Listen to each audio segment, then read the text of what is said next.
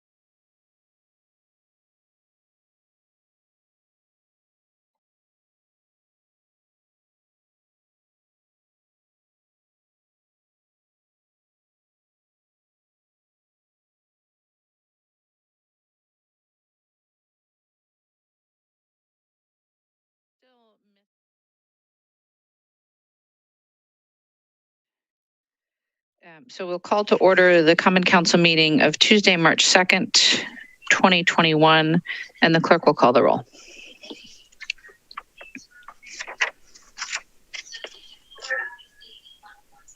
Shelby, we're not hearing you.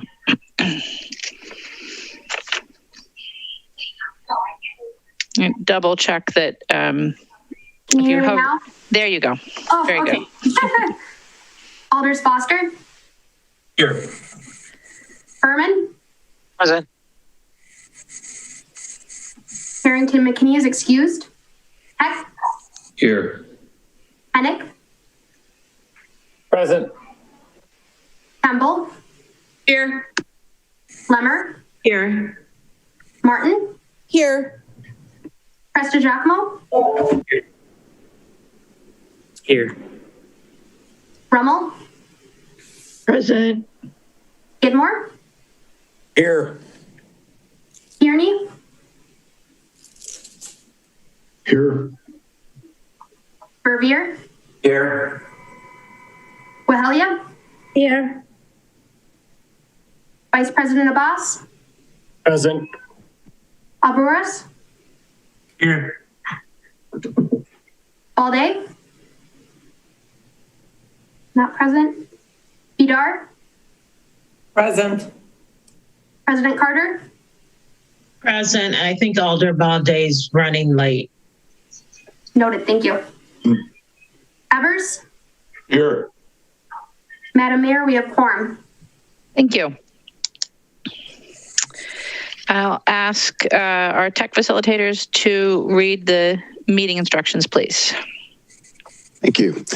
Welcome to our virtual meeting. If you lose connection at any point during the meeting, you can reconnect by clicking the link or calling the number in your original email. Members, if you are able, please activate your video and keep it on for the duration of the meeting. Staff, if you are able, please activate your video when you are speaking. All panelists, that is alders and staff, have the ability to mute and unmute themselves. Please continue to use the raise hand feature when you'd like to be recognized to speak, ask questions, or request a roll call vote. Lowering your hand will take you out of the queue. Members of the public who have registered to speak. The name you entered in Zoom must match the name you entered in registration. You will remain muted until called upon. The clerk will tell you when your time is up. After speaking, a member of the body may ask you a question. If you need to share documentation with the council, please send it to the email listed on today's agenda. Mayor, the floor is yours. Thank you. And just a few other notes. I'd ask that everyone here tonight, both members of the body, staff, and members of the public, follow a few basic ground rules. Let's start with keeping ourselves muted when we're not speaking in the meeting. And I'll ask for no profanity, to please respect the time limits for public comment, and to try and join us in creating space for civil conversation. I also want to note that we had a couple of people register on items that are on our agenda only for introduction, and to be referred to future meetings. So if you registered tonight to speak on items 50 or 55, we will not be taking public comment on those items. Again, those items are not on our agenda for action tonight. They are only on our agenda to be introduced, referred to committees, and then at some point they will come back to council. So again, items 50 and 55, we have one person registered on each. We will not be hearing registrants on those two items. All right, President Carter, suspension of the rules. I move suspensions of the rules. Suspension rule 2.04 order of business, 2.05 introduction of business, 2.24 ordinances, and 2.25 resolutions for items so designated on the agenda. Yes, second. Thank you. Is there any objection to recording unanimous vote in favor of suspension of the rules? Seeing none, those rules are suspended for items designated on the agenda. We're starting. Mayor, yes, President Carter. Can we move up item 70? Yes, without objection, we'll take up item number 70 after item number 3. Is there any objection to that? Seeing none, we'll do that. Thank you. Thank you. All right, so that brings us to item number 1, and we're very fortunate tonight to have Madison's Poet Laureate, Angie Trudell Vasquez, with us to share a poem. Angie? Thank you, Mayor. This is a poem to commemorate those we've lost. I call it Dispatches from Radar Hill. For the bus driver on his shift who left and never came back. For the nurse who beat cancer but not COVID. For her colleagues who remember that every time a Billy Joel song came on, she'd pump her fist in the air and scream, "Billy!" with joy and pure fan fury. For the receptionist who carries on with the fist pumping and shouts in her name. For her coworker who told the story to us at her virtual funeral. For our elders in nursing homes who gave and gave to their friends and family, their community, buying all the Girl Scout cookies on the block, saving money for the grandkids' birthdays, who will miss their own in 2021. For the teachers who taught until they could not, for their students who struggled to learn with them online, for the parents who remain after so hard without your best friend, ally, accomplice there with you by your side, an island snoring each night. For those who lost their best friend and never got to say goodbye, or goodbye was a 2x4-inch screen. This, the last time you saw them alive. For the widows who take poetry workshops 3 days after their love dies. For those who remain, carry the name, the people who remember their words, wit, wisdom, how they were scratch cooks, made chicken curry and rice, fry bread and pinto beans, sweet potato pie, peach cobbler, took turns driving the kids to practice, stomped puddles in rain. Remember, light a candle, say a prayer, a blessing. Some funny thing they said when alive, when you laughed so hard you cried, but you didn't. That was a road trip, a family vacation, when the back seat smelled less than fresh after a drive through the desert without air conditioning. These are the days of our lives. And to those who've loved and lost, this poem is for you, for me. Let us mourn all those we loved who no longer breathe this spring air or get to see their first robin this season. The world is a lovely place when you care and have skin in the game and harbor a secret love in your heart for all things full of color, sound, and feathers, soft sheets, chocolate ice cream, puppy breath, baby chuckles, your face in the morning in the mirror, smiling back, so alive. Thank you.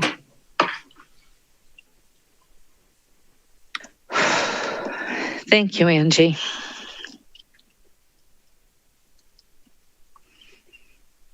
I hope you see the virtual round of applause and also those of us that are wiping away tears.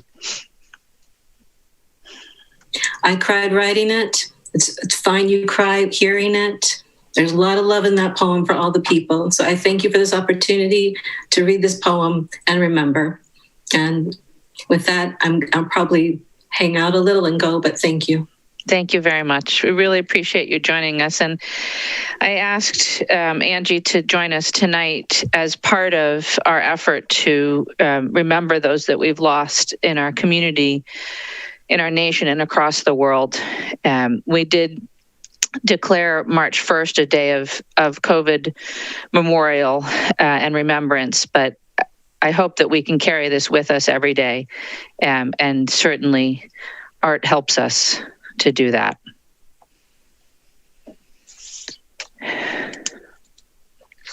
So now we will turn to our honoring resolutions, starting with item number 2, and I'll turn it over to President Carter.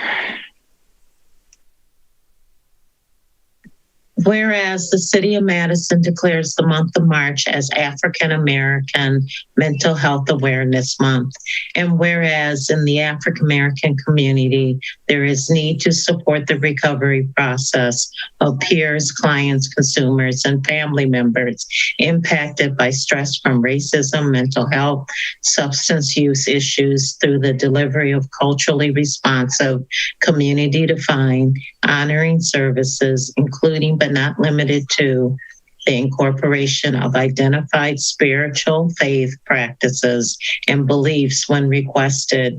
And whereas stress and trauma from racialized disparities in wellness, the economy, environmental stressors, housing, health outcomes, and treatments, and the devastating impact of the pandemic are among the leading causes of health challenges for African Americans in the City of Madison.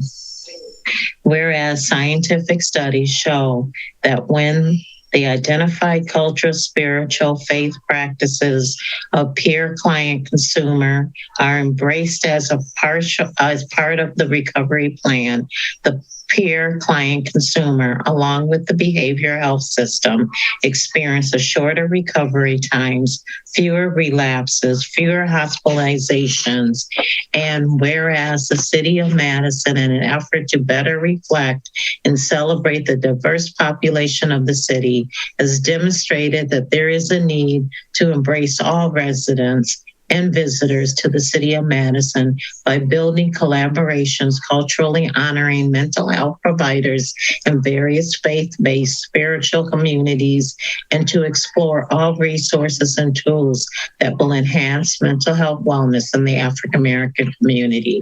And whereas behavioral health providers, peers, clients, consumers, family members, spiritual leaders, and other allies of the African American Black individual living with mental illness and or substance use disorder are working hard to support, protect individuals and families by educating communities about mental health illness. Protecting those impacted by a mental illness from excessive use of force by law enforcement, supporting a mobile crisis unit in the City of Madison, and helping to dispel misinformation that ties prejudice, fears, and blame to mental illness. And whereas these efforts will reduce stigma and the radicalization disparities that exist for everyone everyone unserved, underserved, inappropriately served communities, and therefore help to restore mental health wellness and re-imaging safety for all in Dane County. Now, therefore, be it resolved that the City of Madison proclaims March as African American Mental Health Awareness Month and encourage everyone to participate in this important healing process. Thank you, Alder. We have two folks here to receive the resolution, Tara Wilhelmi and Anna Moffett, both wishing to speak. So we can start with Tara. Hello, good evening, Madam Mayor, Alders, Deputy Mayor, other staff and attendees. Thank you very much for allowing me this space to thank you for acknowledging and creating this resolution that I worked along with Anna Moffett and Myra McNair from Anesis to help draft. For all of the reasons stated, we believe that it's really important, and we really appreciate the additional attention that the cities are paying to this very serious subject that we can all work together to impact. Thank you. Anna? I just concur with everything that Tara said. So thank you all for the passage of this resolution and your work on this effort. Thank you both. So Alder Carter moves. Vice President Abbas? Second. Will second. Is there discussion? Seeing none, is there any objection to recording unanimous vote in favor? Seeing no objection, we're recording unanimous vote, and thank you again for your work on this. That will take us to item number 3, and I'll turn it over to Alder Badar.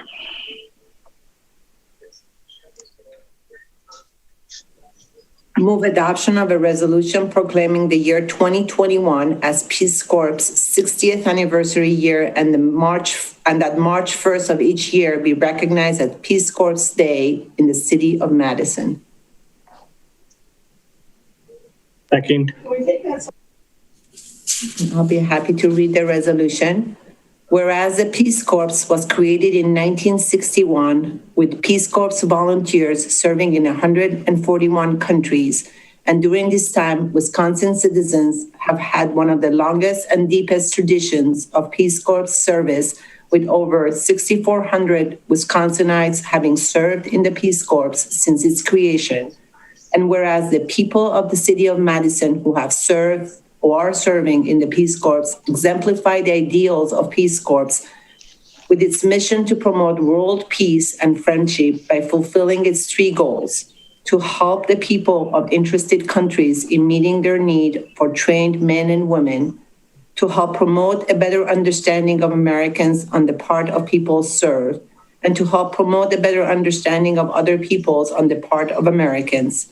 And whereas the University of Wisconsin-Madison, through its educational leadership in research, outreach, and teaching, being the #1 recruiting campus in the United States, with over 3,300 of its graduates having put their education and experience to work around the world in the areas of education, health, environment, community and economic development, agriculture, and youth in development as Peace Corps volunteers.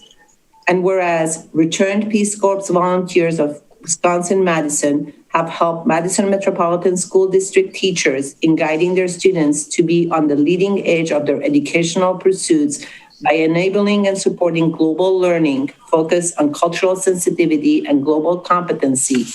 And whereas the Peace Corps have provided thousands of University of Wisconsin-Madison graduates with real-world cultural and work experiencing by partnering with citizens across the globe.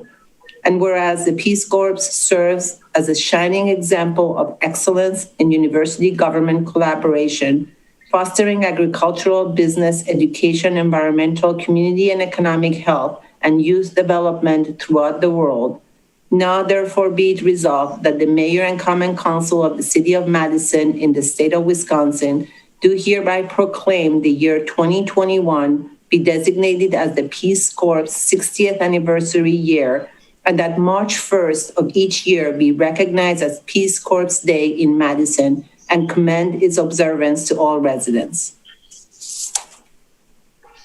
Thank you, Alder. And we have with us tonight Mai Fisher, who's representing the International Division of the University of Wisconsin-Madison, and John Farrick, representing the Return Peace Corps Volunteers of Wisconsin-Madison, to accept the resolution. And Mai, we'll start with you and then go to John. Thank you, Madam Mayor, Deputy Mayors, and Alders. On behalf of UW-Madison and specifically the Peace Corps Recruiting Office housed within the International Division, I'd like to thank you for passing this proclamation recognizing our alumni of the university, as well as the faculty, staff, and graduate students who are returned Peace Corps volunteers and live and reside here in Madison currently, especially as we celebrate 60 years of Peace Corps. We look forward to welcoming residents of Madison and the area to join us in a year of celebration in conjunction with the Return Peace Corps Volunteers of Wisconsin-Madison Group. Thank you very much for this. And we just had a wonderful event last night, kicking off the celebrations. We gathered all 11 former living directors of the Peace Corps and hosted them in an event moderated by former Chancellor Donna Shalala.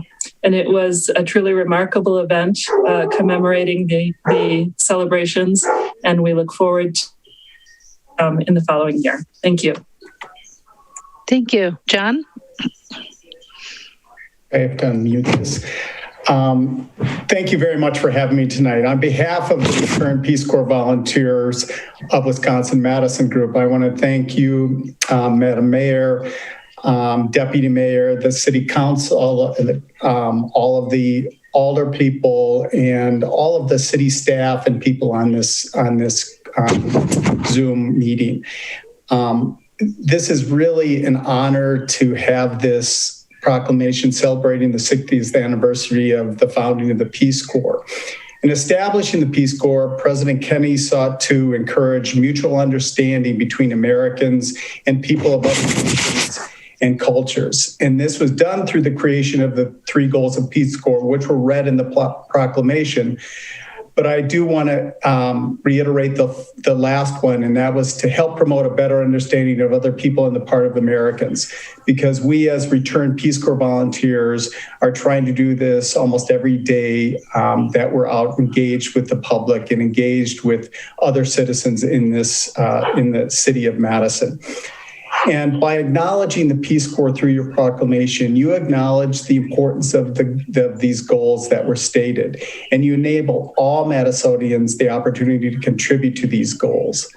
So I want to thank you all, from all of us who are Return Peace Corps volunteers, or better known to us as RPCVs, and the many who support the goals of our organization. Thank you very much. We're very honored, and we'll look forward to celebrating every March 1st. Thank you both. I'll just note that my parents are Return Peace Corps volunteers as well. They're not here in Madison, but the spirit lives on. Thank you. Is there any further discussion? I'll note we have a couple other registrants in support not wishing to speak. Seeing none, is there any objection to recording unanimous vote in favor of the resolution? Seeing no objection, we will record a unanimous vote in favor of the resolution. And thank you again, John and Mai, for being here tonight. Thank you for having us. Then without objection, we'll take up item number 70, and I'll turn to Alder Lemmer. Thank you. Move adoption of establishing March 8th, 2021 as International Women's Day in the city of Madison. Second. Thank you. Whereas the idea of International Women's Day goes back to February 1909 in New York City, where women socialists and suffragettes proclaimed a day of international solidarity with prophetic focus on global women's rights.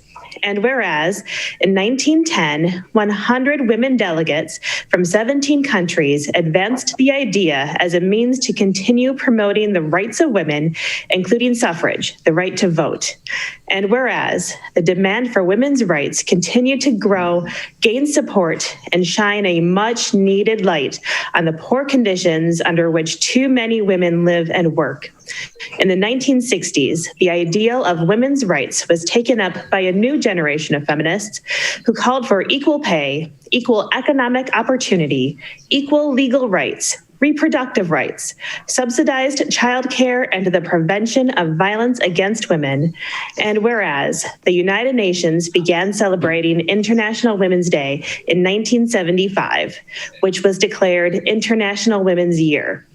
In 1977, the United Nations invited members to proclaim March 8th as the UN Day for Women's Rights and World Peace, and International Women's Day continues to be celebrated worldwide each year on March 8th. And whereas in this past year, the COVID-19 pandemic has disproportionately impacted women around the world. Women are disproportionately represented in frontline hospital and healthcare jobs and other high-risk and often low-wage jobs. In addition, the virus has forced many women to leave their jobs to assume caretaking responsibilities for children and older adults, causing a dramatic reduction in women in the workforce, representing billions in lost wages and economic activity, and necessitating more progressive work-family policies to advance gender equity and achieve economic growth. And I will hand it over to Alder Wahelier. Thank you. Whereas women of color play a vital role in maintaining the economic stability of their families and communities, performing the essential work that keep families and communities afloat, and are still paid on average less than men and white women. As COVID-19 has wreaked a havoc around the globe, it has disproportionately impacted women of color, and understanding COVID-19 impacted on these women as critical to global public and overcoming the current crisis.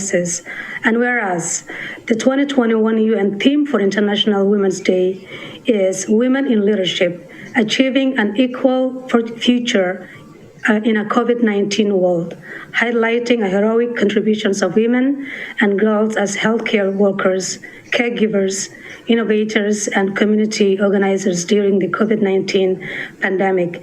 And whereas local organizations, including Africa Aid, University of Wisconsin 4W Women and Wellbeing Initiative, United Nations Associations of United States of America Dane County Chapter, Delta Sigma Theta Sorority Inc., Madison Alumni Chapter, UW African Studies Program, Senegambian Women Association, and Zanta Club of Madison will celebrate this day on Saturday, March 6, 2021, bringing together women in Madison and Wisconsin.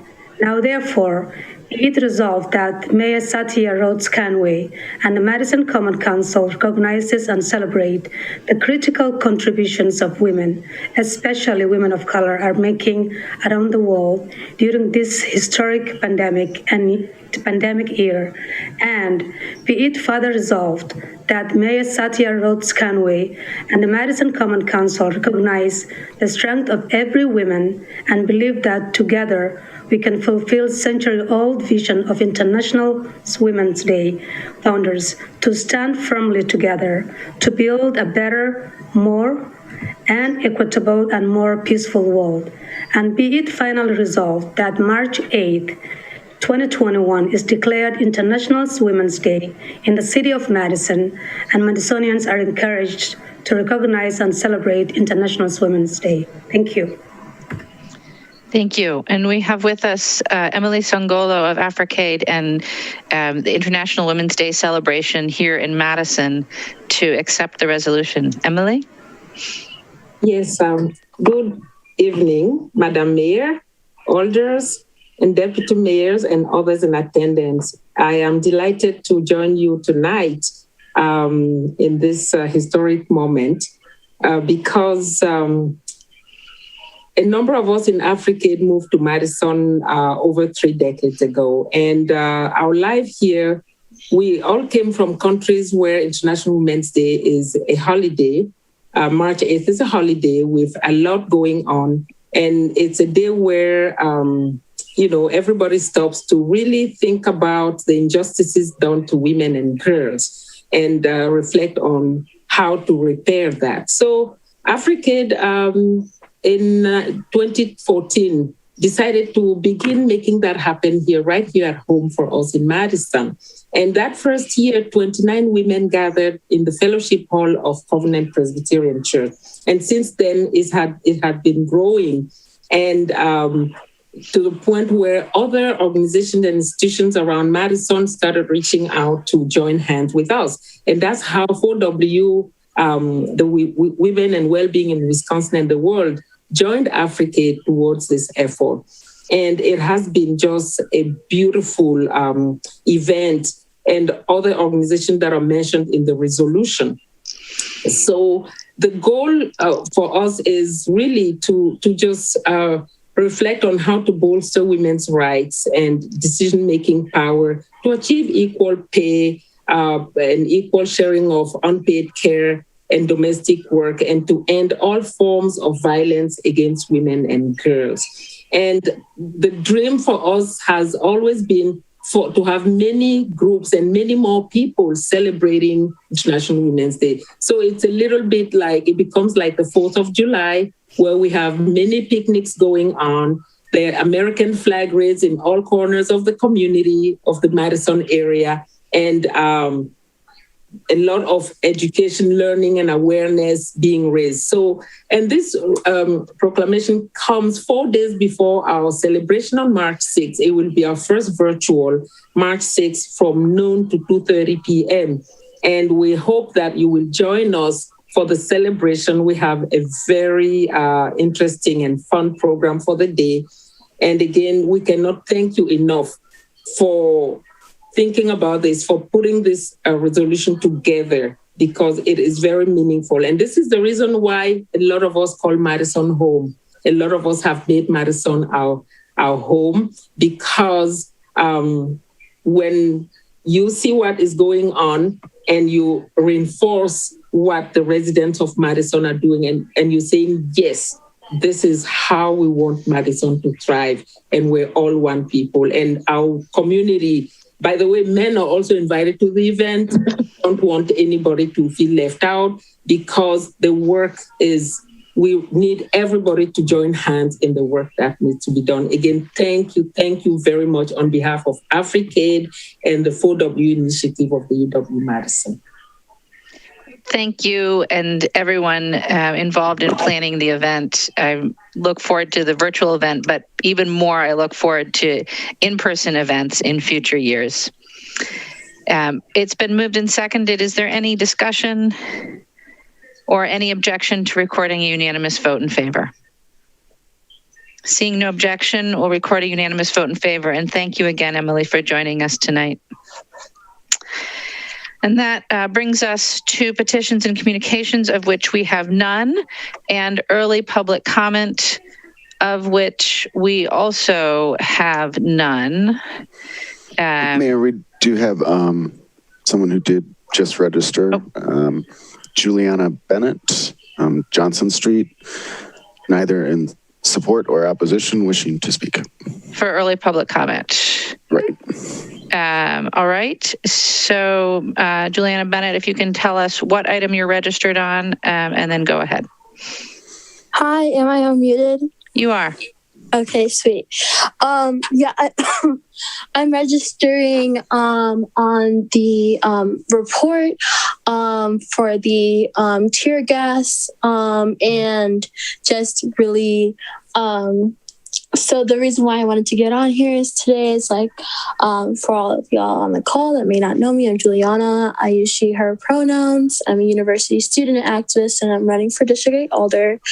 But I really wanted to come here just to speak on the tear gas and really speak in support of banning it. With that I know is something that Alder Max Preston has supported, and other alders on council right now. But I really think that this is an important next step that we should be taking, and honestly kind of following all of the beautiful comments that we made about Women's History Month and International Women's History Day, seeing how tear gas negatively impacts women specifically, and women having reported debilitating period cramps, excruciating heavy bleeding, and shorter cycles after being tear gassed and the effects that it takes on them, the negative effect tear gas takes on just your mental or your physical and your mental health in general. I don't think that's something that's a tactic that we should be using in Madison on our own citizens. And simply put, I think it's kind of dumb that we allowed MPD to come up with this report in the first place, and I think that we should have had an independent person to follow up with this and report it themselves, because clearly the report is going to be biased. And if we wanted to spend our time and our resources doing a report, then someone that is independent should have done it in the first place. So I stand with Alder Max Giacomo and those that are with me on banning tear gas. And honestly, I think the report is, again, simply put, kind of dumb. So thank you for having me. Thank you. Our next item then is the consent agenda. President Carter. Yes, move adoption. The consent agenda, item 1. Items which have registrants wishing to speak. Item 2, items which require extraordinary roll call vote and are not included on the consent agenda by unanimous consent. Items 3, items which alderpersons have separated out for discussion and purposes. Agenda items 5 through 13 are public hearing items. Item 14 is extra majority item. Consent agenda items with additional recommendation. Item 32, report from CCEC was to adopt. Item 48 has been withdrawn. Item 59 has been withdrawn. There are no exclusions at this time. And items introduced from the floor is Legistar 64454. Recommend action is to refer to the Finance Committee on 3/8, Common Council on 3/16. Items introduced from the floor for referral is 64472. Refer to Finance on 3/8, Board of Park Commissioners 310, and Common Council on 3/16.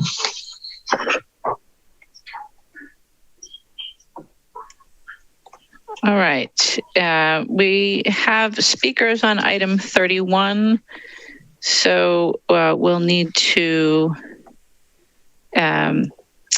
exclude that item as well from the consent agenda. Are there other items that alders wish to have excluded from the consent agenda?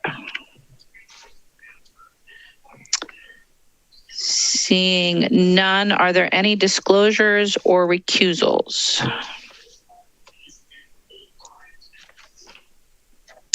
Or requests to be added as a sponsor to any items? Alder Balde, we'll have the clerk note that Alder Balde did join us during that last item. Alder Balde.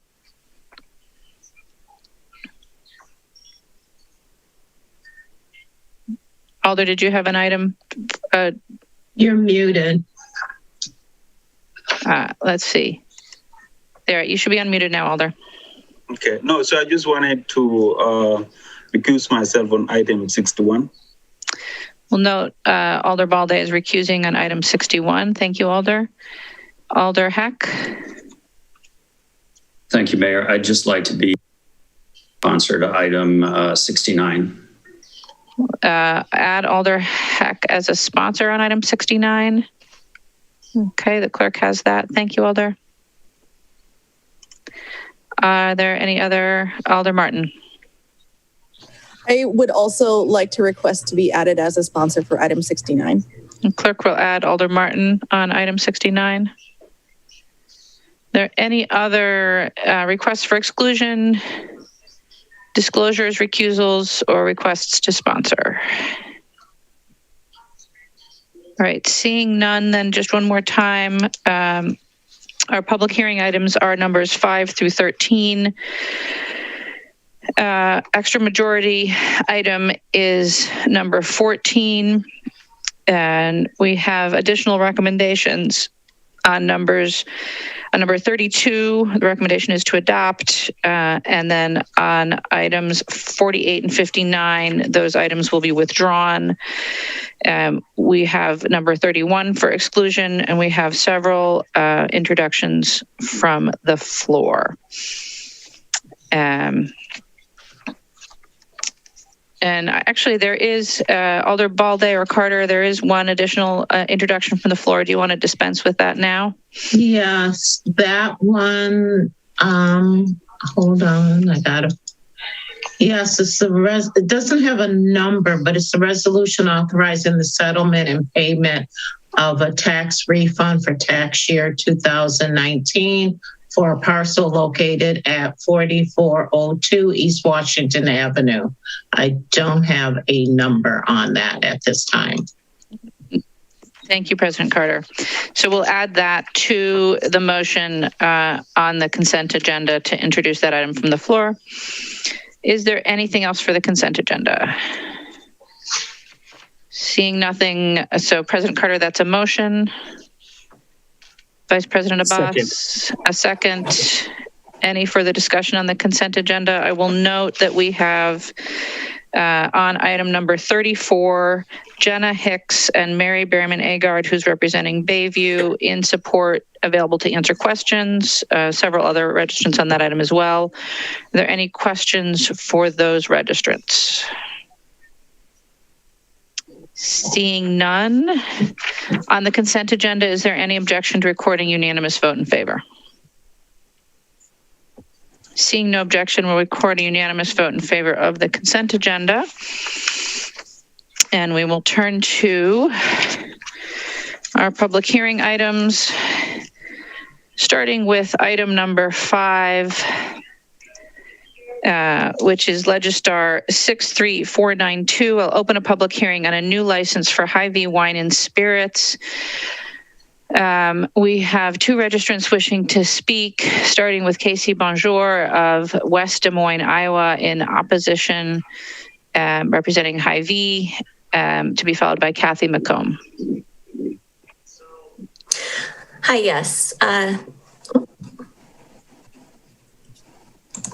My video is not working, it doesn't look like. Anyway, my name is Casey Bonjour. I am Director of Real Estate at Hy-Vee, and I have registered in opposition of the liquor license with conditions. We are obviously in support of the liquor license for our proposed new store, the Hy-Vee Wine and Spirits, but we do oppose the conditions that have been recommended by the Alcohol License Review Committee that would be added to it. So this is a proposed full service liquor store, which will sell take and bake food items, have a temperature controlled wine room, a humidor for cigars, and a tasting area for educational classes and presentations by brewers, winemakers, and distillers.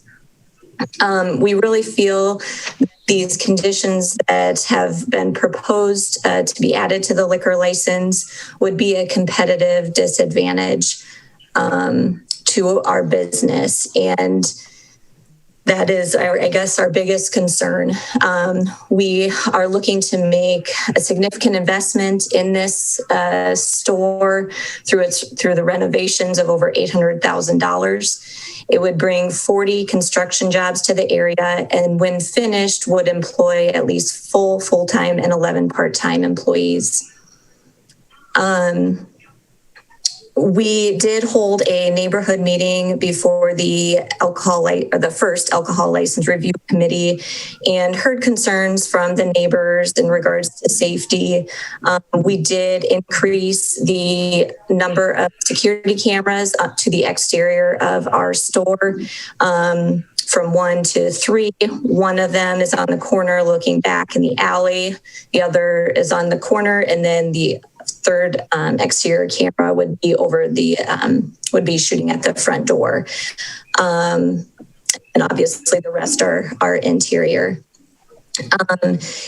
As I stated before, this would be a competitive disadvantage to our business. Our market study suggests that there is demand for additional liquor stores in this area.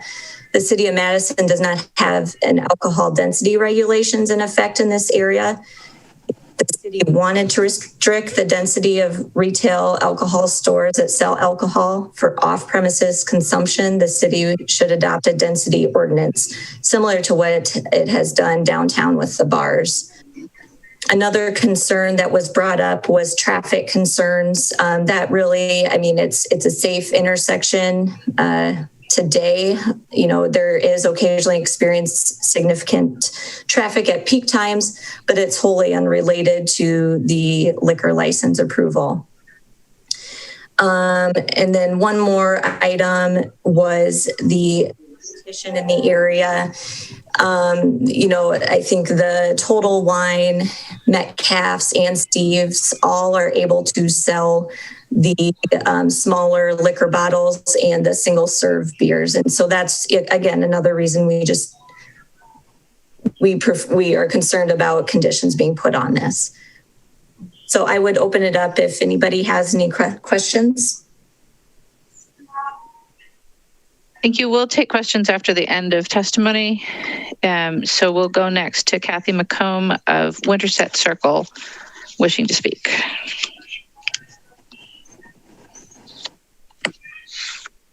Hi, can you hear me? Yes.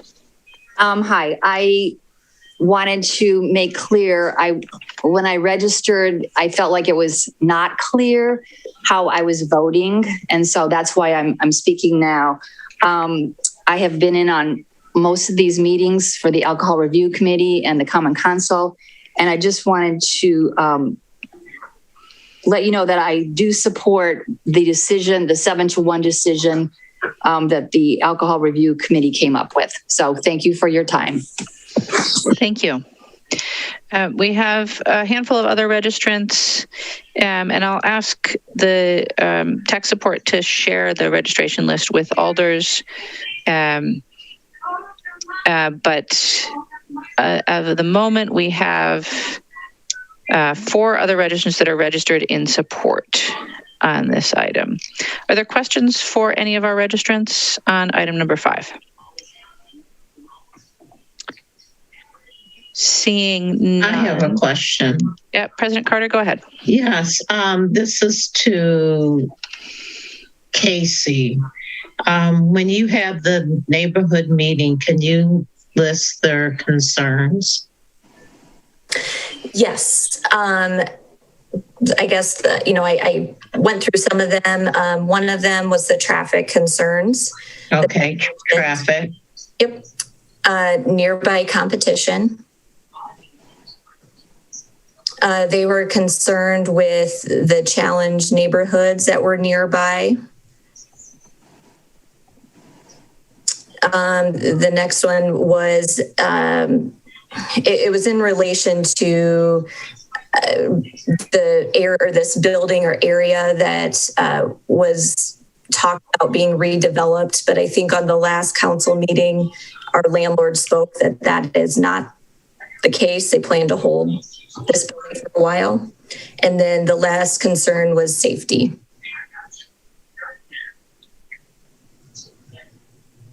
Okay, when you said that the other stores sold, did you say airplane bottles?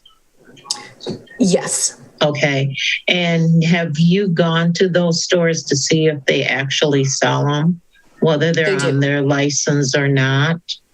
Yes, they do. So you've gone to the stores and saw that? Yes. Okay. And after they had the first meeting, did you arrange to have a second meeting after you heard the testimony after your first meeting? No, we did not. I felt that the concerns were still the same, which, I had addressed earlier in my comments. And so the security that you are providing in this store is strictly cameras, correct? Yes, and the landlord has also installed new LED lights to provide a lighter parking lot. Okay, thank you. Thank you. Thank you, Alder Carter. Are there any other questions for either of the registrants? Seeing none, we'll close that public hearing. President Carter?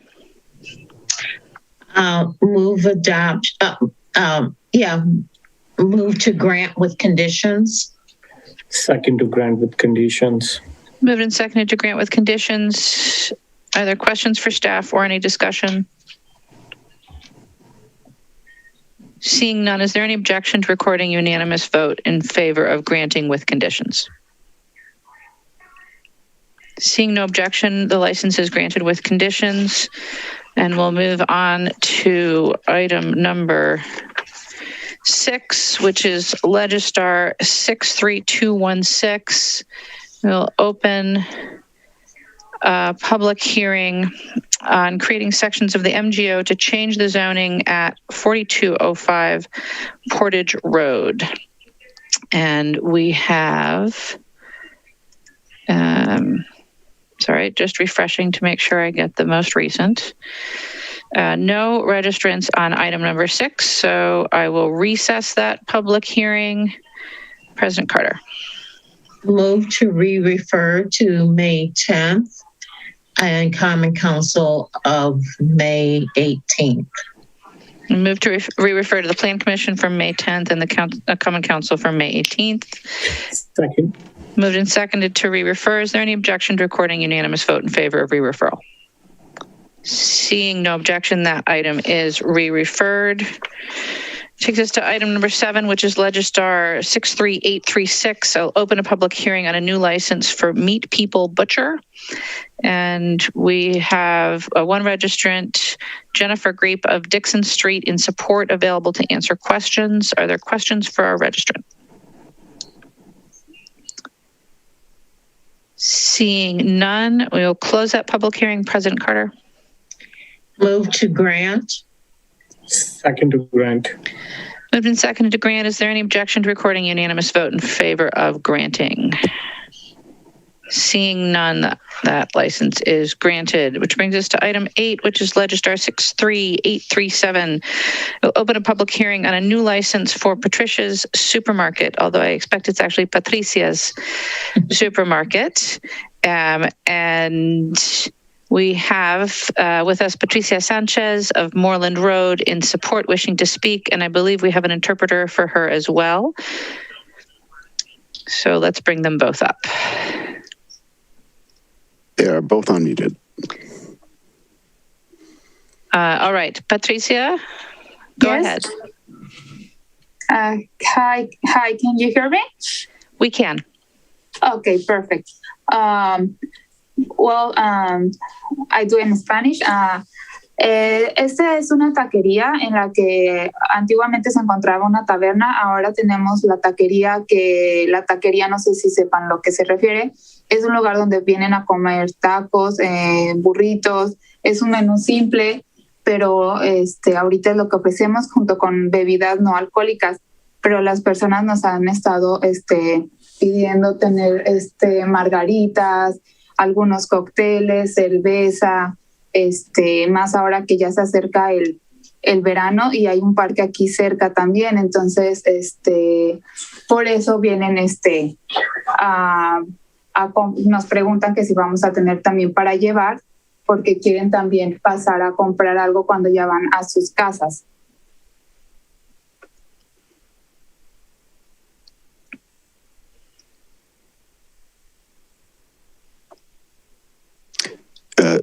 Interpreter, are you there?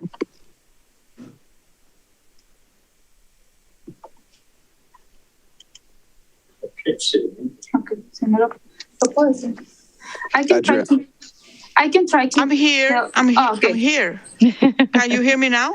Yes. Okay, so Patricia is presenting this taqueria that they have now.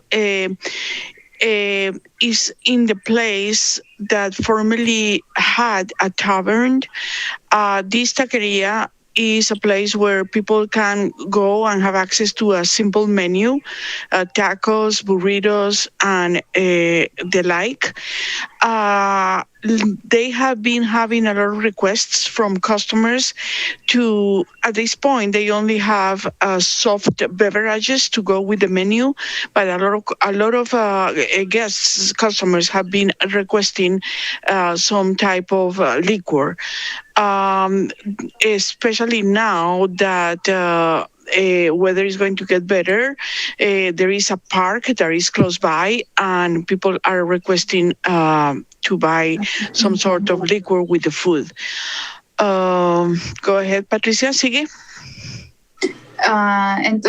Pues no sé si tengan alguna duda, es lo que los clientes nos han estado solicitando, algunas bebidas para acompañar sus tacos. Y es el primer negocio que tengo aquí en Madison, entonces quisiera, pues, es la primera vez que hago una conferencia como esta, no sé si hay alguna pregunta que responder o algo más que se necesite para continuar con este proceso. This is my first business in Madison. This is the first time that I participate in one of these meetings. I don't know the proceedings, so I am open to answer any questions or concerns or regards in respect to this petition. Thank you. Are there any questions for Patricia? All right, seeing no questions, I will close that public hearing and take a moment to just explain the process.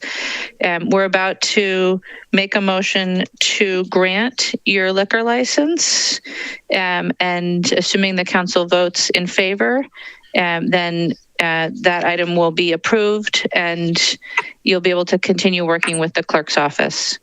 And Patricia, si necesitas, Adriana puede traducir. La alcaldesa está diciendo que quiere explicar qué es lo que sigue de ahora en adelante. Ellos van a moverse a aprobar la petición y de ahora en adelante, Patricia, lo que hay que hacer es continuar trabajando con el CREC, el secretario de la alcaldía, para continuar con los procesos de papeleo, etcétera. Perfecto, muchas gracias. Thank you very much. Thank you. President Carter, a motion then? We'll close the public hearing. Yeah. Move to grant. Second to grant. Moved and seconded to grant. Is there any objection to recording a unanimous vote in favor of granting? Seeing no objection, the item is granted. Congratulations, Patricia, and thank you. Felicitaciones, Patricia. Ya otorgaron permiso para la petición. Si no hay nada más. Muchas gracias. Que tengan buena tarde. Thank you very much and have a good evening. Thank you both. That brings us to item number 9, which is Legislature 64194. I'll open a public hearing on approving plans, specifications, and a schedule of assessments for East Dean Avenue, Alice Avenue, Seth Circle, and Tyler Circle Assessment District. We have no registrants on item 9. I will close that public hearing. President Carter. Move adoption. Second. Moved and seconded to adopt. Is there any objection to recording unanimous vote in favor? Seeing none, that item is adopted. It brings us to item 10, which is Legislature 64196. We'll open a public hearing approving plans, specifications, and a schedule of assessments for East Gorham Street Sidewalk Drainage Assessment District 2021. We have no registrants on item number 10. I will close that public hearing. President Carter. Move to adopt. Second to adopt. Moved and seconded to adopt. Is there any objection to recording unanimous vote in favor? Seeing none, that item is adopted. Item number 11 is Legistar 63860. I'll open a public hearing amending Table 28E-2 of the MGO, of various sections of the MGO to add live work units as a permitted use in various zoning districts. There are no registrants on item number 11, so we'll close that public hearing. President Carter. Move to adopt. Second to adopt. Moved and seconded to adopt. Is there any objection to recording unanimous vote in favor of adoption? Seeing no objection, that item is adopted. Item number 12 is Legistar 63905. I'll open a public hearing on amending sections of the MGO to add keeping of chickens as an accessory use for recreation, community, or neighborhood centers. We have no registrants on the chickens, so I will close that public hearing. President Carter. Move to adopt. Second to adopt for chickens. Moved and seconded to let the chickens roam free in our community neighborhood centers. Just kidding. They do have to be cooped. And is there any objection to recording unanimous vote in favor of the chickens? Seeing no objection, that item is adopted. Which brings us to item number 13, which is Legistar 63968. We'll open a public hearing amending sections of the MGO to allow vacuums outside of car washes in some districts with supplemental regulations. We have no registrants on item number 13, so I will close that public hearing. President Carter, now for the vacuums. Move to adopt all vacuums. Second for the vacuums. Moved and seconded to adopt. Is there any objection to recording unanimous vote in favor? Seeing none, that item is adopted, and that takes us through our public hearings. So we will turn now to item 31, which is Legistar 63561, a report from MPD on tear gas usage and alternatives as requested. And we have registrations on this item.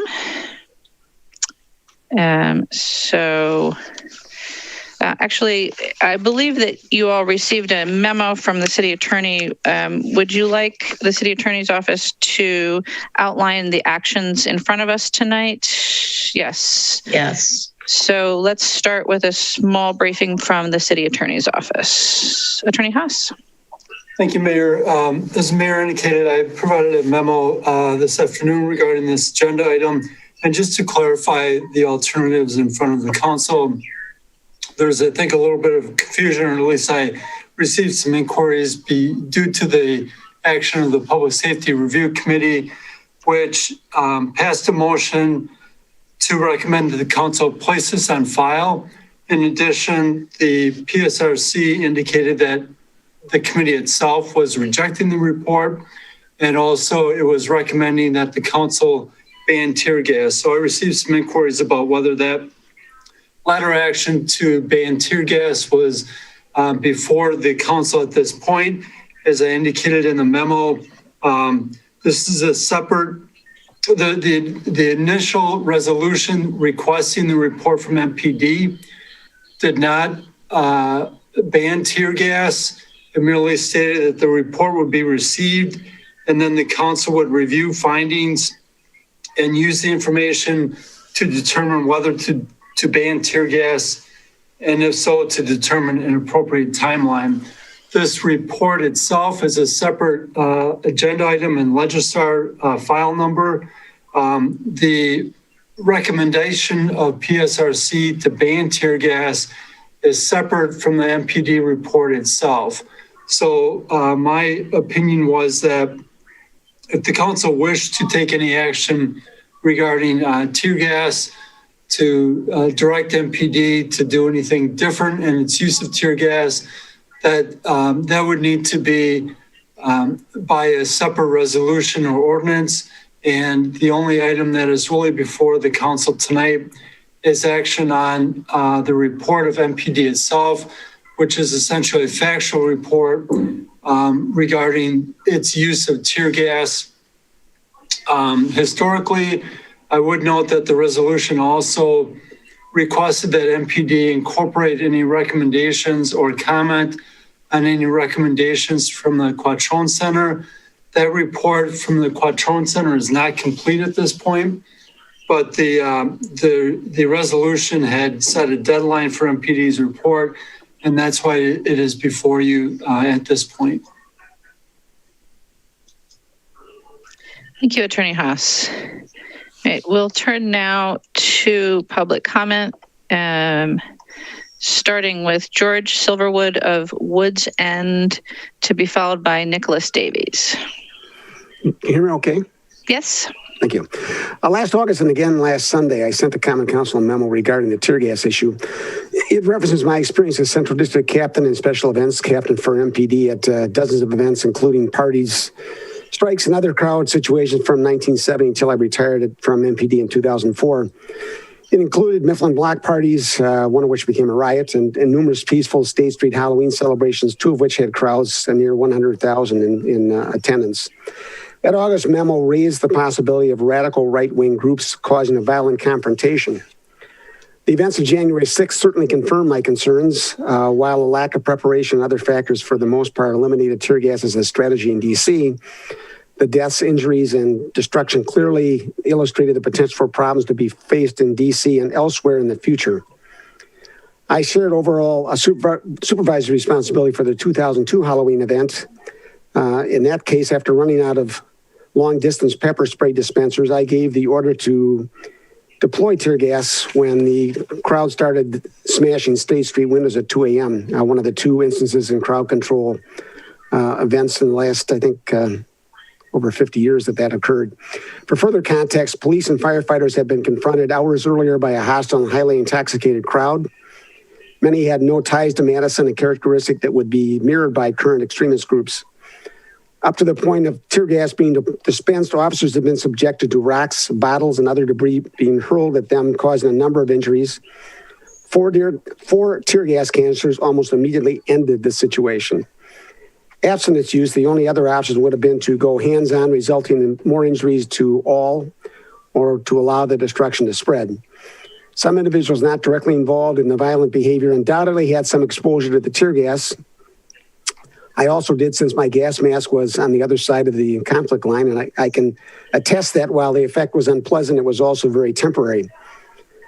The hundreds of crowd events that have been successfully and peacefully managed since the early 1970s illustrate the police department's commitment to successfully manage this issue. I believe that the council has a responsibility to protect the safety of police officers and firefighters along with the community at large. Although last year's protests were largely peaceful, some individuals tried to ignite an occupied city-county building. Per Fire Chief Davis, other parties tried to utilize a 5-gallon gas can to torch a building on East Washington Avenue, a quantity of gas that also posed a significant explosion potential. There could have been significant injury and loss of life in either case. I recognize your concern that peaceful participants or bystanders can potentially be exposed to tear gas. I also recognize that most observant individuals can recognize when the character of an event is changing towards a violent outcome. At that point, those who want to do so have the option to leave. Police and fire department personnel do not. Tear gas should remain an option. Thank you. Thank you. Our next registrant is Nicholas Davies of Richard Street, to be followed by Tara Stangler. Hello, am I on? You are. Thank you for allowing me to speak tonight. I wanted to point out a couple serious problems with the MPD report. While it does acknowledge some health impacts of tear gas, the report doesn't consider subjecting innocent bystanders to these impacts as a problem. It should, as it should with any other weapon. For example, with a gun, it would absolutely matter if someone unintended was in the line of fire. The report also deliberately ignores clear evidence of tear gas's ineffectiveness. In 2/3 of the barricaded incidents described, it did not coerce the subject to come out and surrender. Excuse me, cat. And how would it? If you're on the ground, choking, vomiting, unable to see, how are you going to dismantle a barricade that's holding back an entire SWAT team? And as we saw so clearly on June 2nd last year, tear gas is counterproductive when it comes to de-escalating a crowd situation. It puts officers in great danger and for no good reason. But that's all ultimately beside the point. The fact remains that tear gas can cause ocular damage, forced abortion, transmission of deadly disease, and even death, particularly for people with asthma, people like my partner. It doesn't matter if someone is committing misdemeanor theft or property damage or exercising the First Amendment rights, or if they're out on a walk or playing guitar on the street corner or covering breaking news, or at home in their apartment that happens to be on the wrong street. None of these things justify that person's suffering, their loss of a pregnancy, their permanently impaired vision, their long-term reduced lung capacity, let alone their death. None of these things are capital offenses, besides which Wisconsin abolished the death penalty in 1853, a fact that I'm proud of for putting that barbaric, unjust practice behind us. The decision you're facing has a lot in common with the one in 1853. Are there things we simply do not want done to anyone for any reason, particularly by people in uniform earning our tax dollars, claiming to represent our interests? In 61265, this body declared, quote, upon receiving this study, the Madison County Council will determine whether to ban tear gas. All I'm asking of you tonight is what you already asked of yourselves, to introduce a resolution to do just that. It's already taken many months. If this were just a knee-jerk reaction to last summer, we wouldn't all be here tonight. It's still a priority for me, and it's going to continue to be a priority for me until we accomplish it, or until I die choking on my own vomit in the street, which could certainly happen to any of us for no good reason. Thank you. I yield my time. Thank you. Our next registrant is Tara Stangler of North Patterson, to be followed by Megan Spielbauer Sandate. Mayor, there's no one in the attendee list by that name, but Megan is here. Right, so then Megan Spielbauer Sandate of North Carroll Street, to be followed by Matthew Mitnick.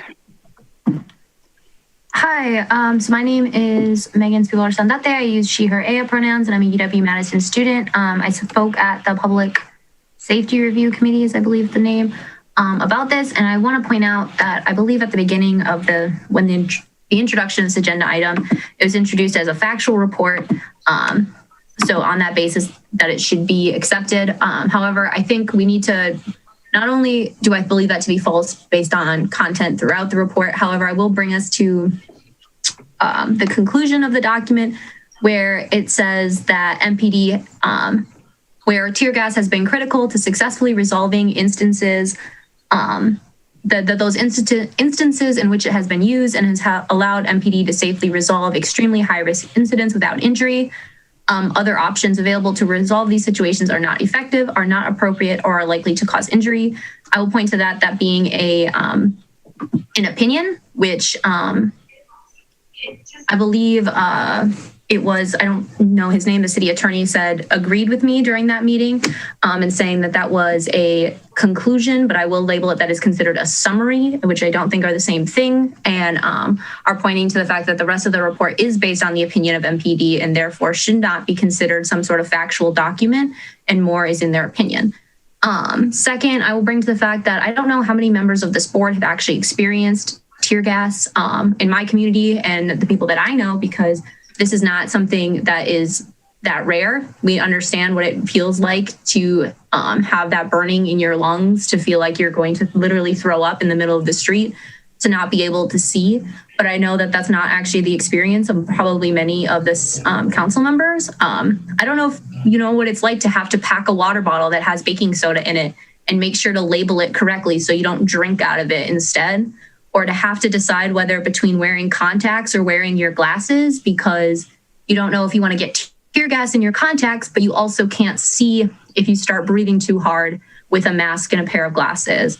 Like, those are the questions that people are facing when they're out fighting for racial justice or out fighting for the causes that they believe in, when they're just trying to exert their First Amendment rights. And I want to bring notice to that.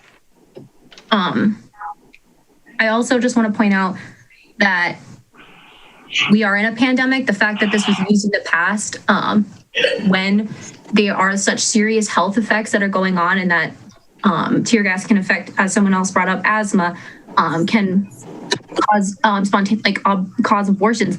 This is literally outlawed by international law, and I think it should be very clear to the council that this is not something that is used without injury. This causes people rashes. This causes people serious harm, and it's not something that should be in our city anymore. I lost my train of thought, but I'm asking.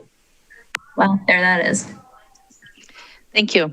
Our next registrant is Matthew Mitnick of Brook Street, to be followed by Benji Ramirez Gomez. Hello, good evening. My name is Matthew Mitnick. I use he, him pronouns. I am also a UW-Madison student and a member of the Public Safety Review Committee. And I'm just speaking tonight to provide just some more context to the PSRC's actions on this item. And as the previous speaker mentioned, throughout MPD's report, it's purely opinion-based from page 1 to 10. I mean, I thought Megan outlined the issues with the summary aspect very well. And additionally, on page 9, it states CS was fairly effective. Just using that kind of language goes against the ordinance, I believe 61265, which it was supposed to be a factual report.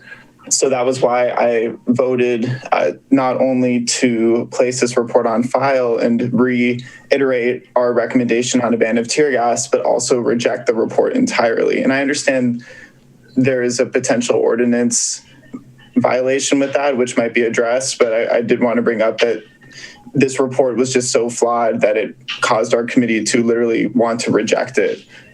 Further in the ordinance, which requested for this report, it stated suggested recommendations by the Quattrone Center. And again, want to emphasize, we have not received any of those recommendations yet. So for MPD to prematurely include a recommendation in that summary aspect is grounds to definitely place this report on file. Finally, I just want to, again, urge you to listen to the community. And I really hope an alder can introduce legislation to ban tear gas, ban all chemical munitions, because as was demonstrated this summer, that the disproportionate harm this causes is obscene and it's just wrong. So I would ask if that could please happen, that would be needed. And then the last thing I wanted to mention, actually, in the report, there was no mention anywhere of the impact of chemical munitions and tear gas at all in the summer protests, which I believe was an ask in the ordinance that requests the report as well. So for all those reasons, please vote to put this on file and reject it if you can. Thank you. Thank you.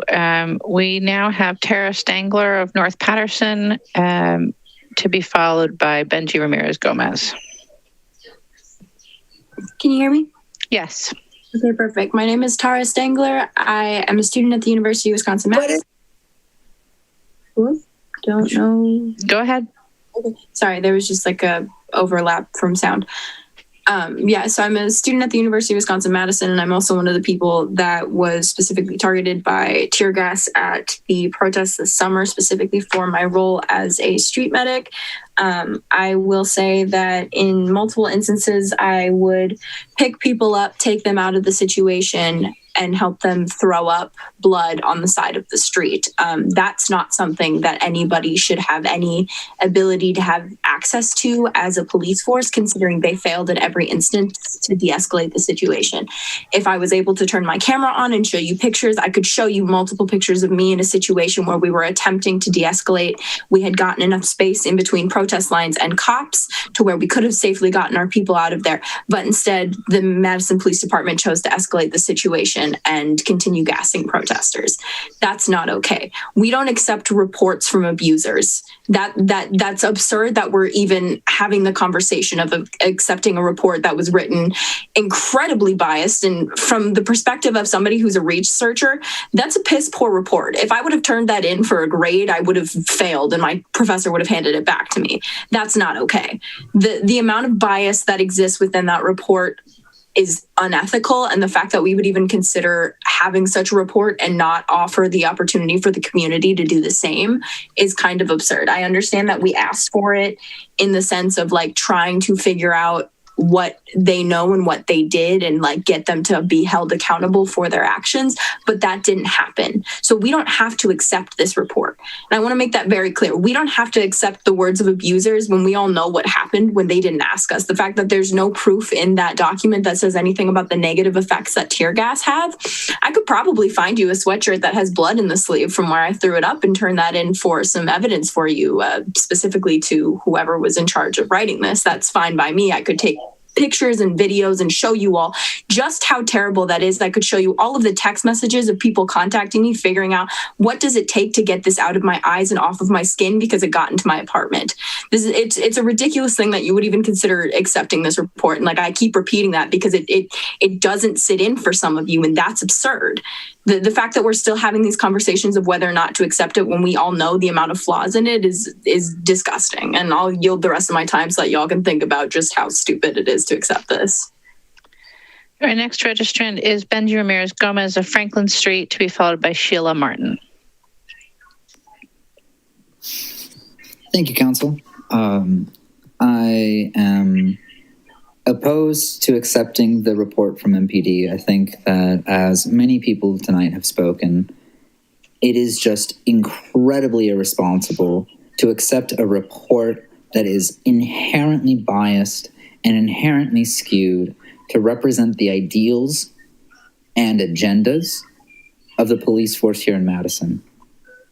We witnessed over the summer MPD come out and historically use chemical weapons in historical proportions that were never before seen in the city for at least 30 years. And for what? Against the protests, the idea that Black bodies matter.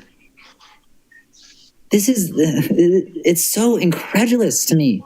The fact that we are still having this conversation as to whether or not Black bodies matter. And so the conversation of accepting this report is just a slap to the face of not only our Black citizens here in the city, if not of everybody who was unwittingly subjected to chemical weapons. It's not just protesters who are out here suffering due to these chemical weapons. We know that chemical weapons aren't allowed in war. So why is MPD authorized to use this against domestic citizens, against our neighbors, against our children? It doesn't make any sense. It doesn't make any sense. And the fact that we are still having this conversation only points to how rooted this council and our city government is in white supremacy. Y'all should be ashamed of having this conversation. Y'all should already have chemical weapons banned. And instead, we keep pointing fingers around and trying to figure out what we can do to avoid having this conversation. Shame. Y'all should be ashamed. And I yield the rest of my time for y'all to keep thinking about this and for other people in the city to use their voice. Thank you. Next registrant is Sheila Martin of Keys Ave, to be followed by Bonnie Rowe. Hi, Alders and Mayor. Can you hear me? Yes. Great. I'm writing in support, actually, of the council accepting the MPD report on the use of tear gas. While we'd all love to live in a city, a utopian city that doesn't ever require this, there are very real safety events where it's an important tool in a toolbox, and that's all that it is. It's my understanding that while the news typically only reports uses associated with crowd control, that has only happened 2 times in the last 30 years. In reality, its primary use is in extracting dangerous armed perpetrators from barricaded situations, which supports victims, neighbors, and officers' safety. While it's less commonly used as a crowd control mechanism, as events unraveled downtown last summer and peaceful protests turned violent, this proved to be an important tool in keeping this dangerous, destructive crowd from inciting even further damage to our local businesses and causing harm to both their fellow citizens and police officers. While most of the protesters were demonstrating peacefully, there was a group that was clearly out of control. This subgroup devastated businesses, many of which were owned by minority families. These families have been unable to recover from this destruction, which is a huge loss to our entire community. State Street is now just a shell of a once vibrant, lively space that it represented. Without appropriate tools to control this type of violence, you open Madison up to further distress, destruction, and violence, when what we need now is healing and hope. One hopes that this tool will never again be necessary, but our large, diverse community relies on our officers having the support and resources necessary to keep us all safe in these infrequent but violent, devastating circumstances. Thank you for your time. Thank you. Our next registrant is Bonnie Rowe of Somerset Lane, to be followed by Ayomi Abuse. Bonnie, there you go. Good evening, Madam Mayor and members of the Common Council. I'd like to encourage you to accept MPD's tear gas report. It answers every question you asked, factually, in detail, and in simple terms. It makes the case for why MPD needs this tool for those rare times when it's needed. It shows why it's the safest and most effective tool in a very limited number of circumstances. You know, Black bodies matter. Black lives matter. This isn't about using tear gas against peaceful protesters exercising their First Amendment rights. Our police department has successfully staffed hundreds of those without tear gas. The conversation we need to have is what happens when every other means of negotiation and de-escalation have been exhausted without success, and a crowd or elements within a crowd are bent on causing violence and destruction. The report shows this has not happened frequently in our city. Of hundreds of protests carried out in 2020, only a few had elements that grew violent. What do we want our police to do then? We need to be practical and realistic in answering that question. Our earlier speaker, Juliana, said we should have an independent review of those events, and that is actually underway, as Attorney Haas mentioned, requested by former Chief Wall. When the renowned Quattrone Center's review comes out, it will shed a lot more light on those couple of nights in late May and early June. Hundreds of hours of videotape footage is being poured over and analyzed, interviews conducted, and conclusions drawn. It will add to the discovery of whether or not MPD has changes to make in the way they use tear gas. It would be so nice if we could see each other on these calls and bring in MPD's set team officers and ask what their experiences were like on those nights. What was it like for them? What if MPD command post staff were welcomed here and could explain for themselves when and why orders to deploy were given? Like we're sitting around a table together, sharing our concerns, our experiences, and our hopes for a shared bright future, instead of only being able to see one member on here. Instead of stakeholders sharing in carefully timed 3-minute intervals and allowing the true experts to only speak if an elder asks them a question. As we're listening to community members, let's remember those community members whose livelihoods were shattered along with their windows, like the Syrian refugee who owns a business on State Street and stayed all night in his shop to try to protect it. I know it's unrealistic. There are time constraints and meeting rules, and we end up having to rely on reports, words on paper. But pay attention to these words. They are what we have. Words and tables filled with research, historical facts, practical explanations, statistics, and alternatives, all of which make a strong case that CS has been critical to successfully resolving extremely high-risk incidents without injury. The summary is a conclusion based on the facts listed in the 10 pages of the report. Please accept this report and consider its evidence. Thank you for your time.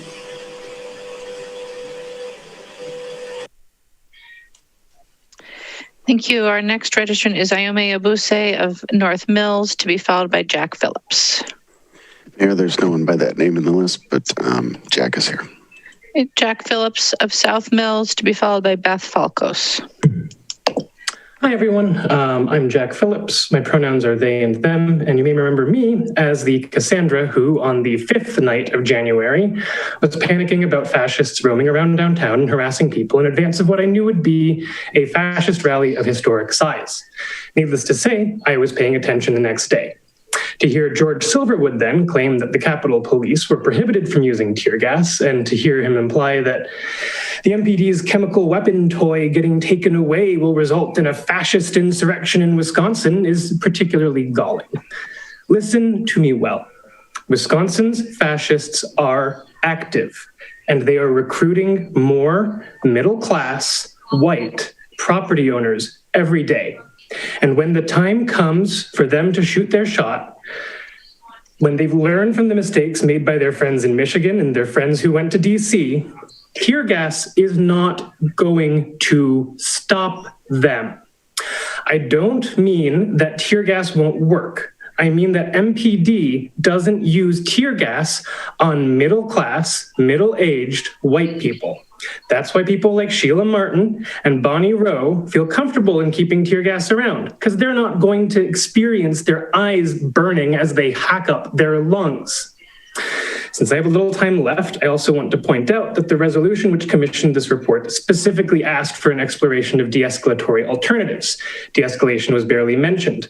The alternatives they proposed are, for example, bolt cutting your way into someone's house when they've barricaded themselves in, shining bright lights in their windows. Like, this is not de-escalation. There are ways to get people out of barricaded structures. They involve talking to them calmly, not proving to them that they have no option but to fight. Thank you. I yield the rest of my time. Thank you. Our next registrant is Beth Falkos of Countryside Lane, to be followed by Janet Hirsch. Mayor, I have the rest of the people not wishing to speak. Oh, thank you for catching that. You are correct. Are there any questions for any of our registrants then? Alder Prestigiacomo. Yeah, thank you, Mayor. So I've got a question for Tara, who I believe she registered to answer questions. So I guess when we're talking about like listening to experts and those with lived experience, I was hoping, Tara, you could just kind of finish up what you were saying and talk a little bit more about like what it was like being a medic on the streets and you know what it was like over the summer. So I think we need to be grounded in a lot of that lived experience. Yeah, would be happy is not the right word, because I'm not happy to have to talk about this again and again and again. Like Jack said, the Cassandra syndrome is real. I don't know how much more I can plead with this council to actually care about what happens to the constituents of Madison.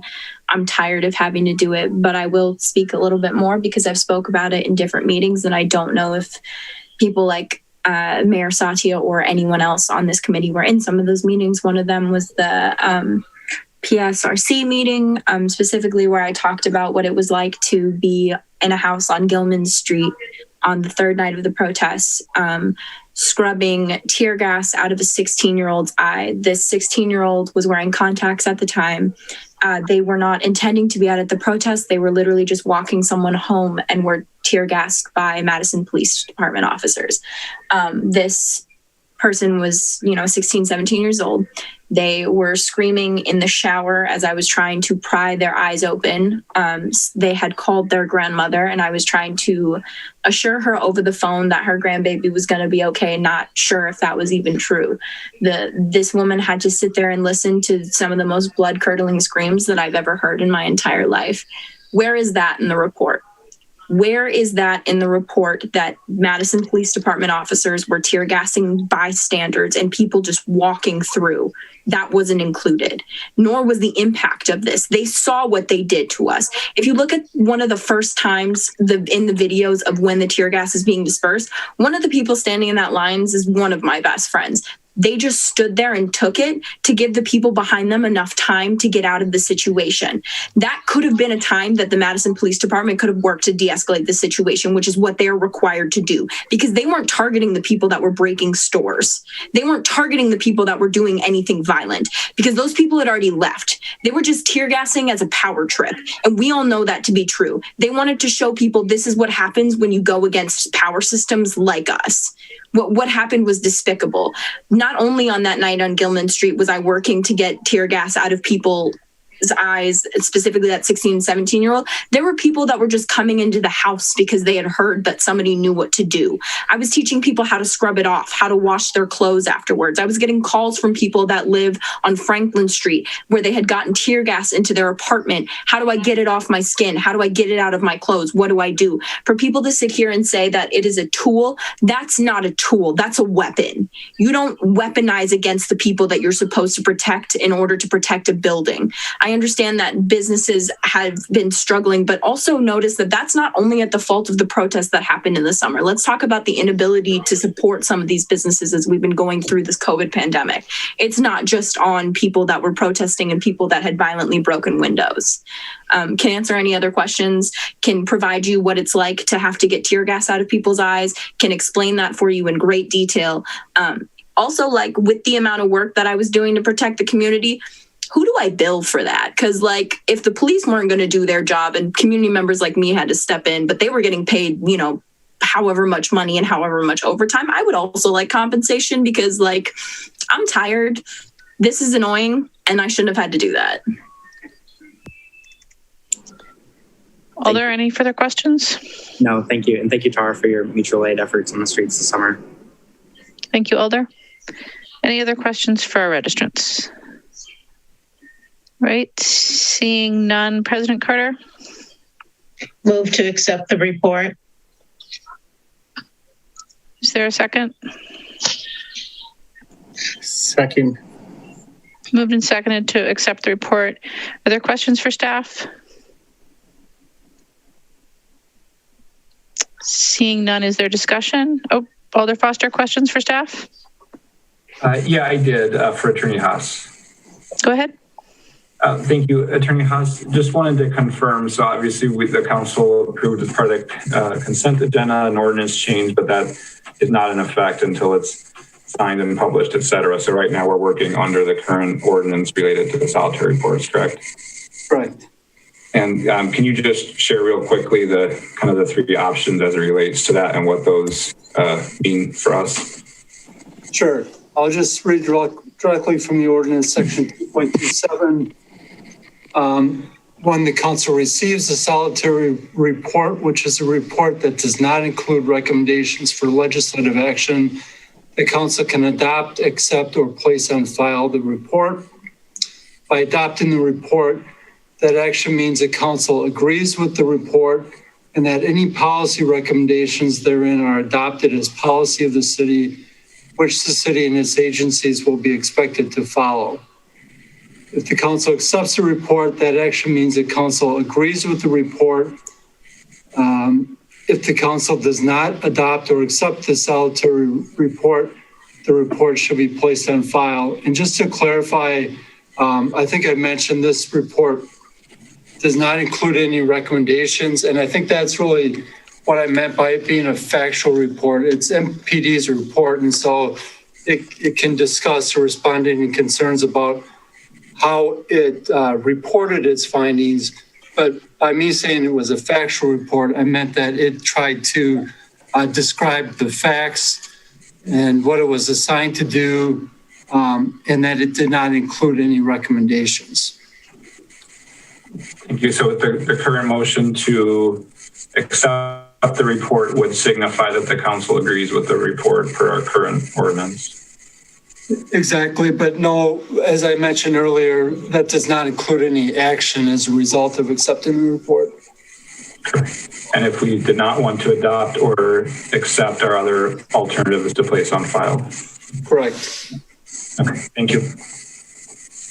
Thank you, Alder. Vice President Abbas, questions for staff or discussion? I want to make a motion, but if Alder Heck have a discussion or questions, so he can go ahead. Alder Heck, questions? No. Alder Hennick, questions?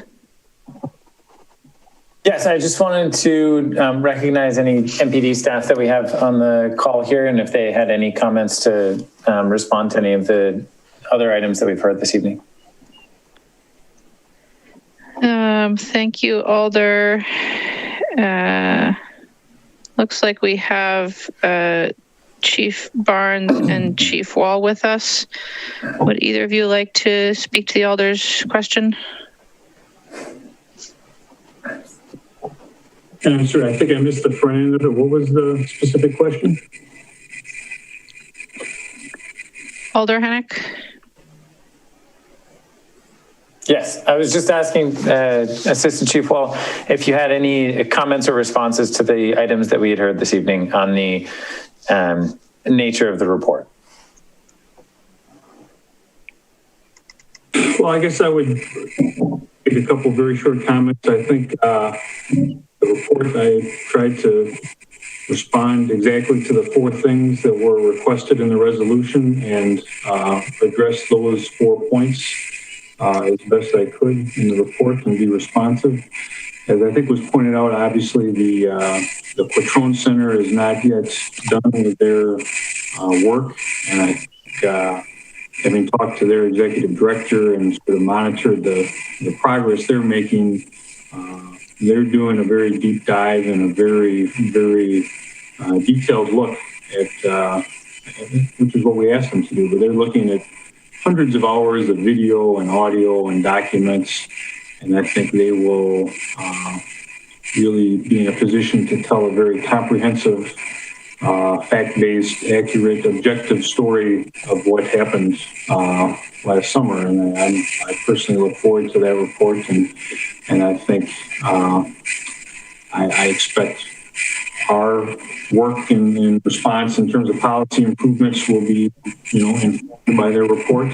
And I think this subject as well will be informed by their report. So I think it would have been preferable if their work had been done before this report was due, but unfortunately we don't have advantage. I didn't have that advantage.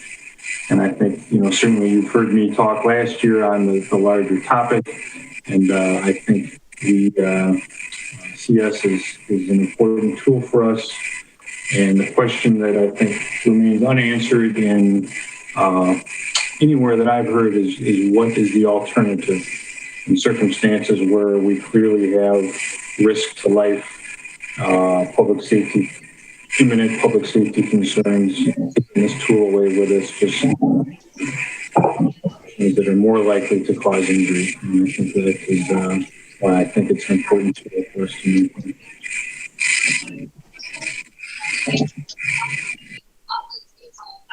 Alder Hennick, any additional questions? No, thank you. President Carter, questions or in the queue for comment? No, I have a question for Attorney Haas. So Attorney Haas, you were at the CCEC when we talked about the solitary reports, and you gave us some background on that. So that will not apply tonight because that has not been put into Legistar and voted on. Am I correct on that? The new ordinance proposal, correct, that has not been enacted yet. So we can only work with what we have, correct? Correct. The current ordinance, which I summarized, yes. Okay, thank you. Thank you, Mayor.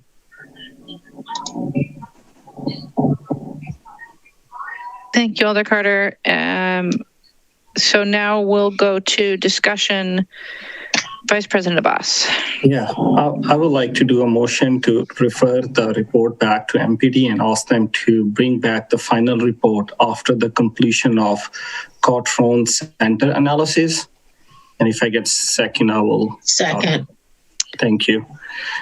We heard from public testimony, and also we know what happened during the public protest. It's really important for that center to finish their report. And as per the resolution asks Quattrone Center to have their analysis, which is not completed. MPD did follow the council direction, and they have a timeline, and they submitted within a timeline. But however, I feel like the report is not completed.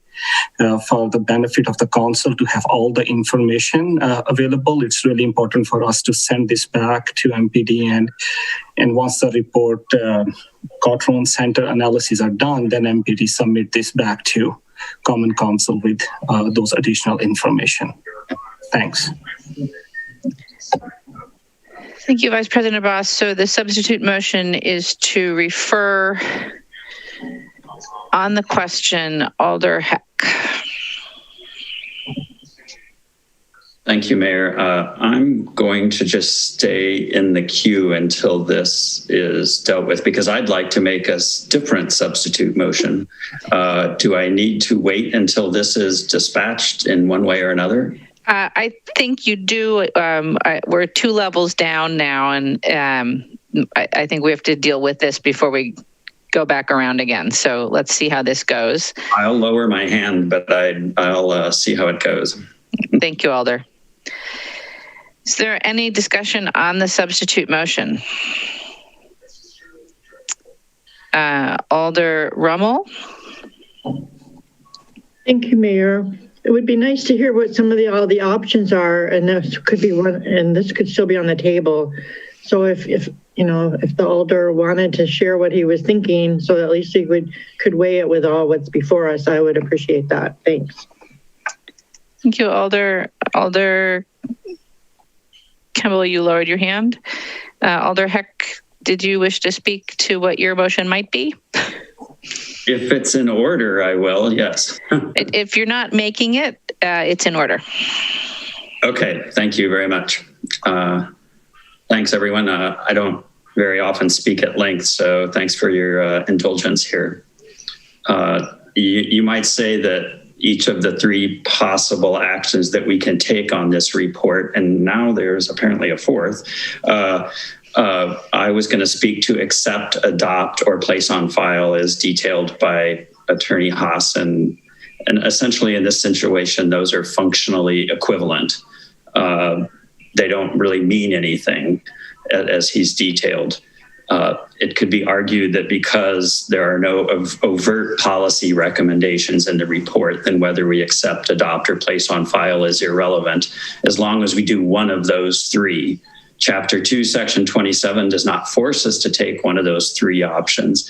In fact, it also says that if we do not adopt or accept, it is automatically placed on file. That has put us in a bind over and over again, which is my way of making a shameless plug for our next agenda item. But we've heard about that. So what 3 actions can we take? It does seem to be true that most of what was requested by the authorizing resolution was included in the report. We could argue about whether alternative de-escalation approaches were sufficiently explored and whether impacts on people were appropriately detailed. I lean towards not. We could argue about whether or not the Quattrone Center's report should be in hand and referenced before the report is considered complete. I lean towards not. But in my opinion, these considerations do not separate our available choices. I, however, do believe that the report includes some items that were not requested in the authorizing resolution, and this is why I support placing it on file. The report somewhat subtly spends energy providing justification for the use of tear gas, particularly in crowd control situations. And as you've heard, it also does not as subtly make a case for keeping things just the way as they are with regard to tear gas usage and policies. We did not ask for an opinion or subtle recommendations to be included, and this is why I believe place on file is the appropriate action, even though functionally equivalent to accepting or adopting. By doing so, we send a signal to the community that we are paying attention to their many calls to address the unrest of 2020 and MPD's role in it. I believe we should place on file and then move forward. As dictated by the substitute resolution that asked for this report and that passed 17-3, we quote, now should consider the report upon receiving this study from MPD. The Common Council will review the findings with careful attention on available de-escalation alternatives and use this information to determine whether or not to ban tear gas, and if so, will determine an appropriate timetable. I plan to do just that. We should now use this report, learn about approaches other municipalities have taken, other independent information, perhaps or perhaps not waiting on the Quattrone Center report, and proceed. As you can imagine, since I was one of the sponsors of the original resolution that would have banned tear gas entirely, I plan to find a path to banning or at least severely limiting tear gas usage. I recognize, though, that the result must also be something that will pass this body. It did not in 2020. I hope you'll join me in the effort, but for tonight, I also hope you'll place this item on file so we can do the real work that the authorizing resolution demanded we do.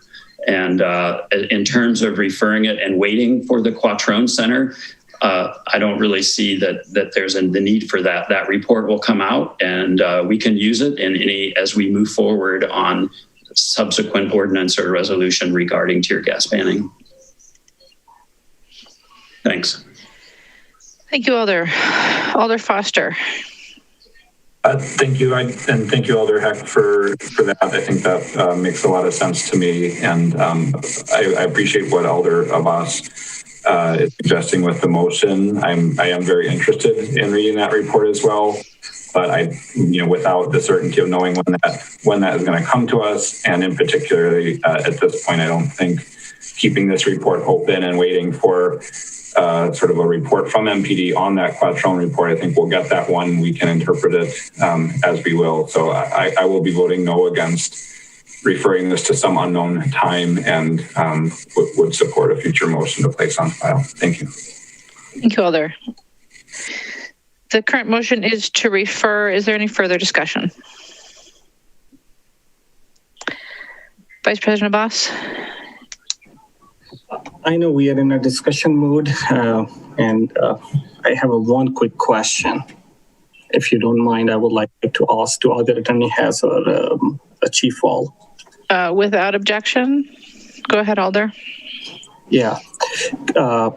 Attorney Hess or Chief, could you please answer the Quattrone Center analysis report? Do we know what is the timeline when council is going to accept, council is going to receive it? Is there any idea around it?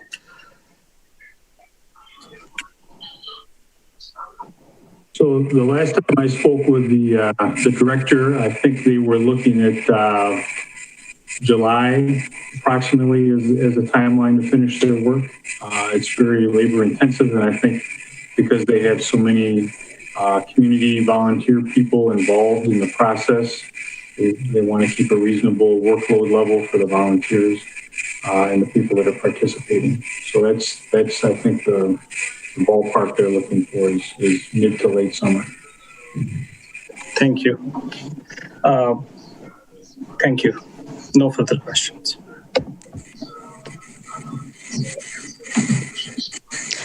Thank you, Alder. Alder Badar. Thank you, Mayor. I just wanted to thank Alder Abbas for proposing a path forward.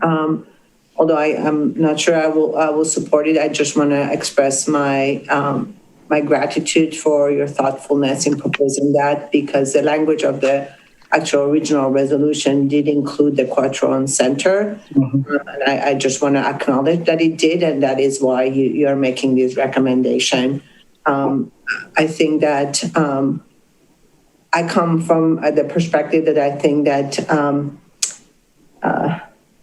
this report has become a center of so much of the debate that my general sense is that moving away from it and moving to actually the conversation around what action the council wants to take around tear gas, it's probably a more healing path forward, if that is a way to put it. So that's my thinking right now. So I just wanted to put it out there.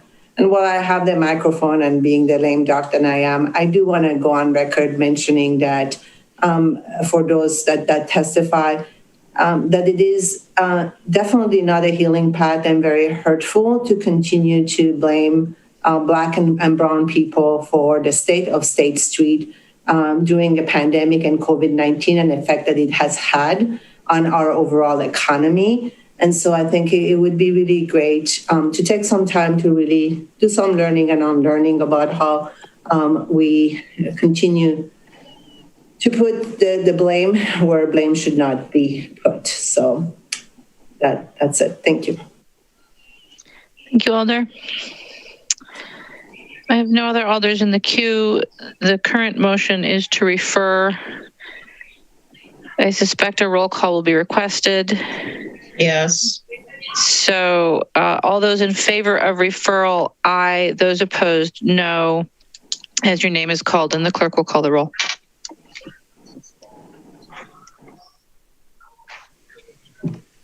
Alder Foster? No. Alder Foster, no. Alder Furman?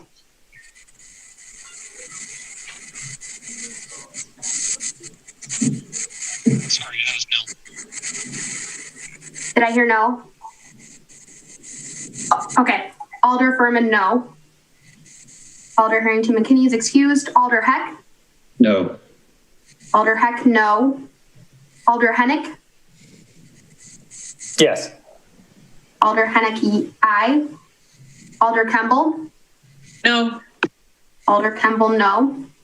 Alder Lemmer? Aye. Alder Lemmer, aye. Alder Martin? No. Alder Martin, no. Alder Presta-Giacomo? No. Alder Presta-Giacomo, no. Alder Rummel? No. Alder Rummel, no. Alder Skidmore? Aye. Alder Skidmore, aye. Alder Tierney? Aye. Alder Tierney, aye. Alder Verveer? No. Alder Verveer, no. Alder Wahelier? Aye. Alder Wahelier, aye. Vice President Abbas? Aye. Vice President Abbas, aye. Alder Aburis? No. Alder Aburis, no. Alder Balde? Aye. Alder Balde, aye. Alder Bidar? No. Alder Bidar, no. President Carter? Aye. President Carter, aye.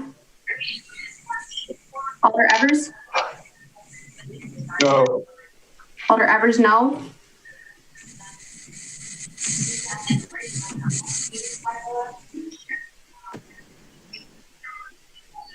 Madam Mayor, we have 8 ayes, 11 noes. With 11 noes, the motion fails. And we're back to the main motion, which was to adopt. Alder Heck. Yes, I'd like to move a substitute to place on file. Is there a second? Alder Foster will second. All right, moved and second to place on file. Is there discussion? Alder Hennick. Thank you. I will not be supporting placing on file. I believe that in a number of reports that we've seen and accepted as a council, I don't see any more bias in this report than the multitude of others that we've seen. I don't think that to ask for a report from one of our departments and then reject the report on what I see as not grounds for rejection or to place on file, or I don't believe that the message that I hear being asked to be sent is conducive to any of the other reports that we have given a similar acceptance to. So I will be supporting an acceptance of the report. I don't believe placing on file is the right action. Thank you. Alder, is there any further discussion on the motion? Vice President Abbas. Thank you very much. As my intent of the motion was to really go through the process, but the resolution basically direct us to have courtroom centers report should be attached with this final report. However, it's delayed.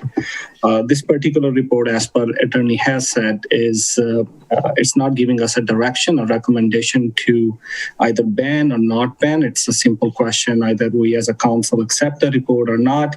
We as a council back then ask MPD to do the report, and now we want to place on the file.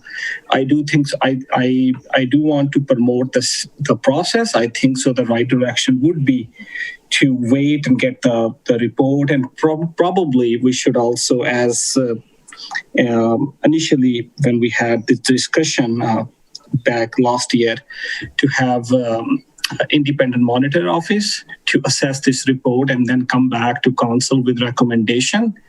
So I think so we should give ourselves time and have all the departments, everything. We should go through the process and take a decision. I do not support putting on the file it's a right policy at this moment, and I think so. It's a process-related policy question, and I will not support putting on the file. Thanks. And also, I want to really clear that as the public is listening, I do not support tear gas use on crowd control. Absolutely not. But we are not taking any vote on that particular issue at the moment. We're just discussing about this report acceptance or not acceptance. So just want to clear that as well. Thank you. Thank you. Any further discussion? The motion is to place on file. Seeing none, we'll have a roll call on this one as well. So all those in favor of placing on file, aye. Those opposed, no. As your name is called, the clerk will call the roll. Alder Foster? Aye. Alder Foster, aye. Alder Furman? Alder Furman, no. Alder Harrington McKinney is excused. Alder Heck? Aye. Alder Heck, aye. Alder Hennick? No. Alder Hennick, no.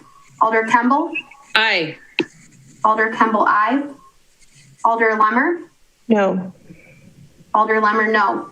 Alder Martin? Aye. Alder Martin, aye. Alder Prestigiacomo? Aye. Alder Prestigiacomo, aye. Alder Rummel? Aye. Alder Rummel, aye. Alder Skidmore? No. Alder Skidmore, no. Alder Tierney? No. Alder Tierney, no. Alder Revere? No. Alder Revere, no. Alder Wahelier? To put on file? No. Alder Wahelier, no. Vice President Abbas? No. Vice President Abbas, no. Alder Alboris? Yes. Alder Alboris, yeah, aye. Alder Balde? No. Alder Balde, no. Alder Bidar? Yes. Alder Bidar, aye. President Carter? No. President Carter, no. Alder Evers? Aye. Alder Evers, aye. Madam Mayor?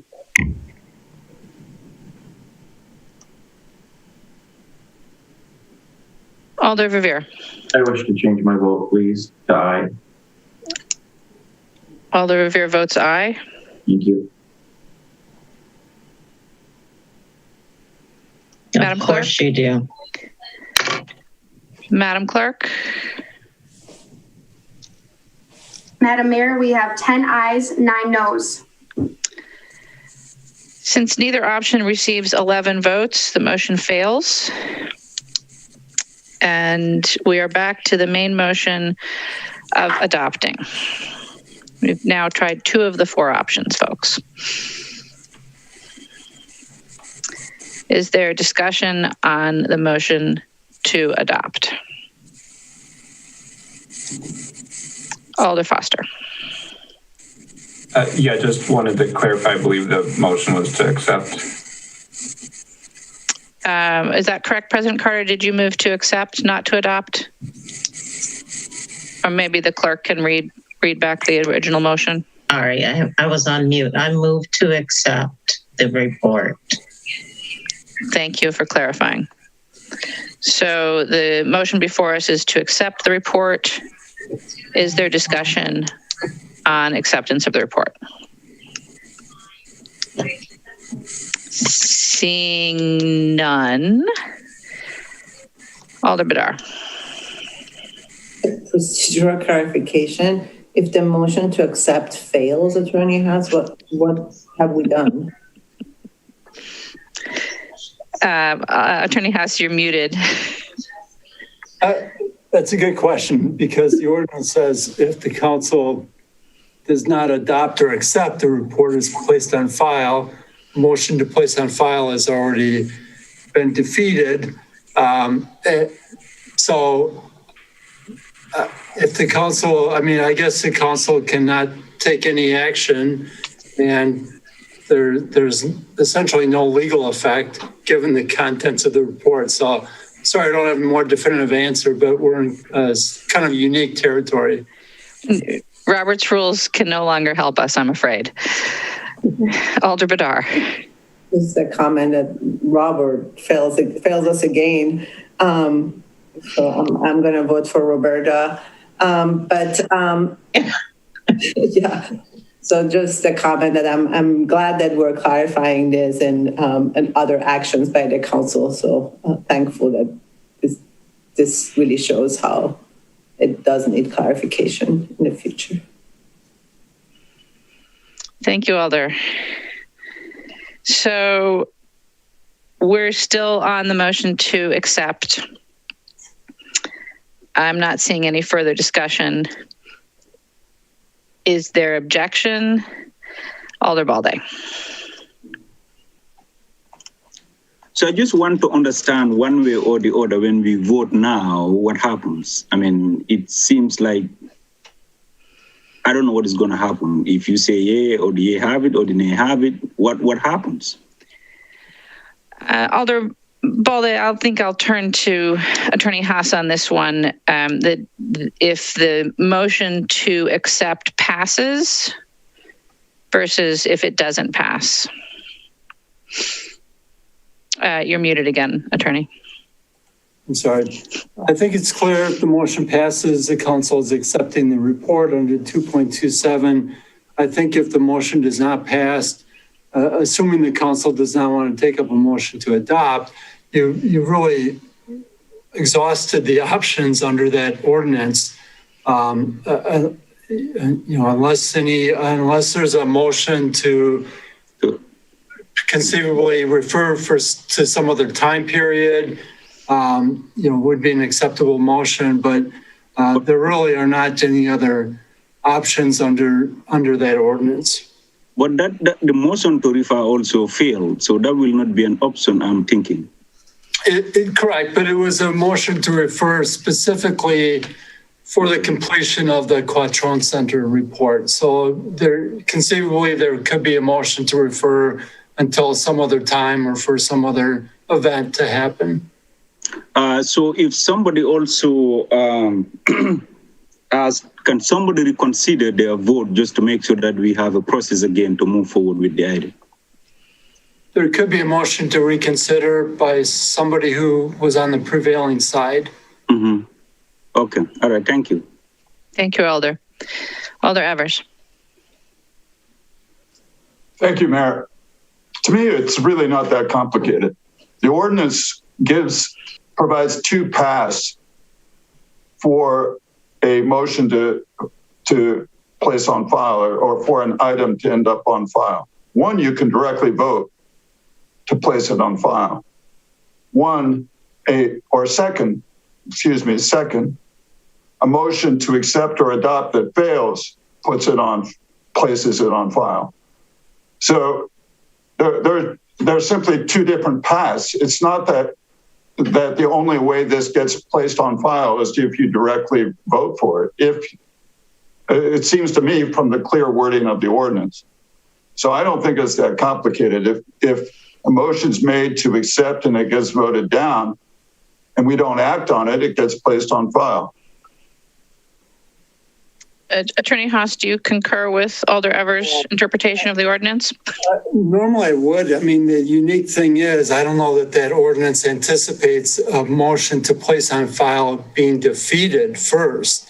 As a practical matter, my personal opinion is, if this motion fails, you can call it being placed on file, or you can call it the council took no action. The effect is the same. The report is completed. So I don't know, Alder, I don't want to definitely disagree because it's sort of not contemplated. I think it's a good argument, and you could call it placed on file if this motion does not pass, but I also think the ordinance does not anticipate a motion for placing on file being rejected already. Thank you, Attorney. President Carter. You're muted, President Carter. Gravy. Attorney Haas, just for another clarification of the same thing, but that's just the way it is tonight. I believe that you said that whether we adopt, accept, it's the same. It's under the same ordinance. Am I correct? It is under the same ordinance.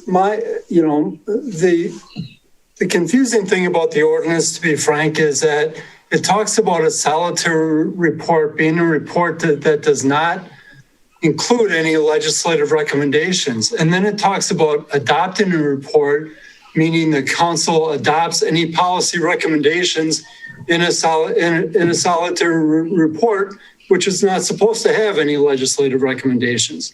So it's a little confusing, the basis of the council's action.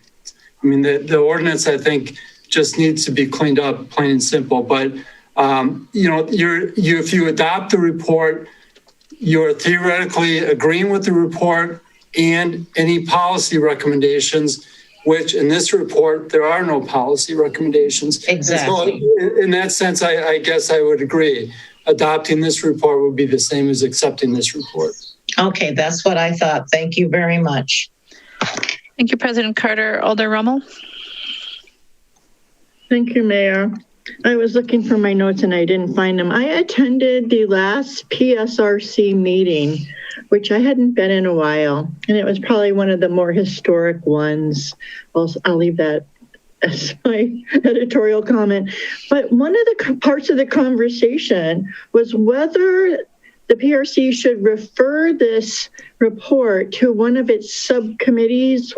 And of course, I don't know which one it was because I did not find my notes, and perhaps Alder Heck, if he could respond.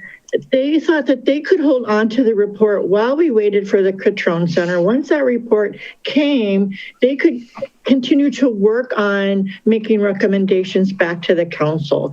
So it seems like that would be another option if people wanted a path forward, because the path forward isn't this report, it's what decisions do we want to make about the use of this of CS and pepper spray.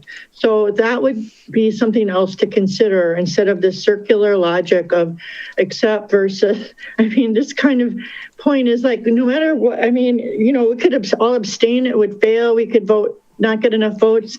And then what? We still have action to take, as one of the alders said earlier, or maybe it was Alder Foster or Alder Heck, I don't remember who, but there's still work to be done. And so I don't want this report, and I think Alder Bedard mentioned, like, the healing isn't centered on this report, it's how we go forward. So let's think strategically about how do we get to a place where we can have that policy discussion, we can add this as part of the things we look at, and maybe the PSRC is the body to do that. It's a consideration. Thank you. Thank you, Alder. You are correct. As the attorney stated, a potential alternate motion would be to a different referral to a different destination or time period. Alder Lemmer. I think that makes sense. So I will make a motion to refer it back to the PSRC until they have the Cutrone report results. Is there a second? Alder Rummel will second. Is there discussion? Alder Lemmer, do you wish to speak to it? I just think that's a logical path forward, and considering the voices of those who came out tonight, I think that is a more appropriate move than accepting the report at this time. Thank you, Alder. Alder Heck. Thank you, Mayor. I understand the the impetus for and the logic of doing this referral. But the reality is that next week an alder can propose an ordinance change or a resolution related to tear gas. Nobody has to wait for this report or any body that it gets referred to complete any work. It could happen tomorrow. And I wouldn't be surprised as if that might be something that happens. The content of the report is known. Nothing's going to be added to it. MPD, I don't believe, is going to get the report sent back to them to add their interpretation of the Quattrone Center report. That's a separate report that we're all going to have access to, and we can make decisions on where we want to go when that comes out, or we can do it beforehand based on what we know now. But I just wanted to make it clear that anything could happen. Thanks. Thank you, Alder. Alder Campbell? Yeah, just to underscore what Alder Heck just said, the report exists. It's not going to change. A referral back to PRC already read it. They dealt with it. The Quattrone Center report will exist and will cover a much broader spectrum of issues than just tear gas, and we will deal with that when it comes. So they both exist. They're there. Let's just be done with it tonight, one way or another, please. Thank you, Alder.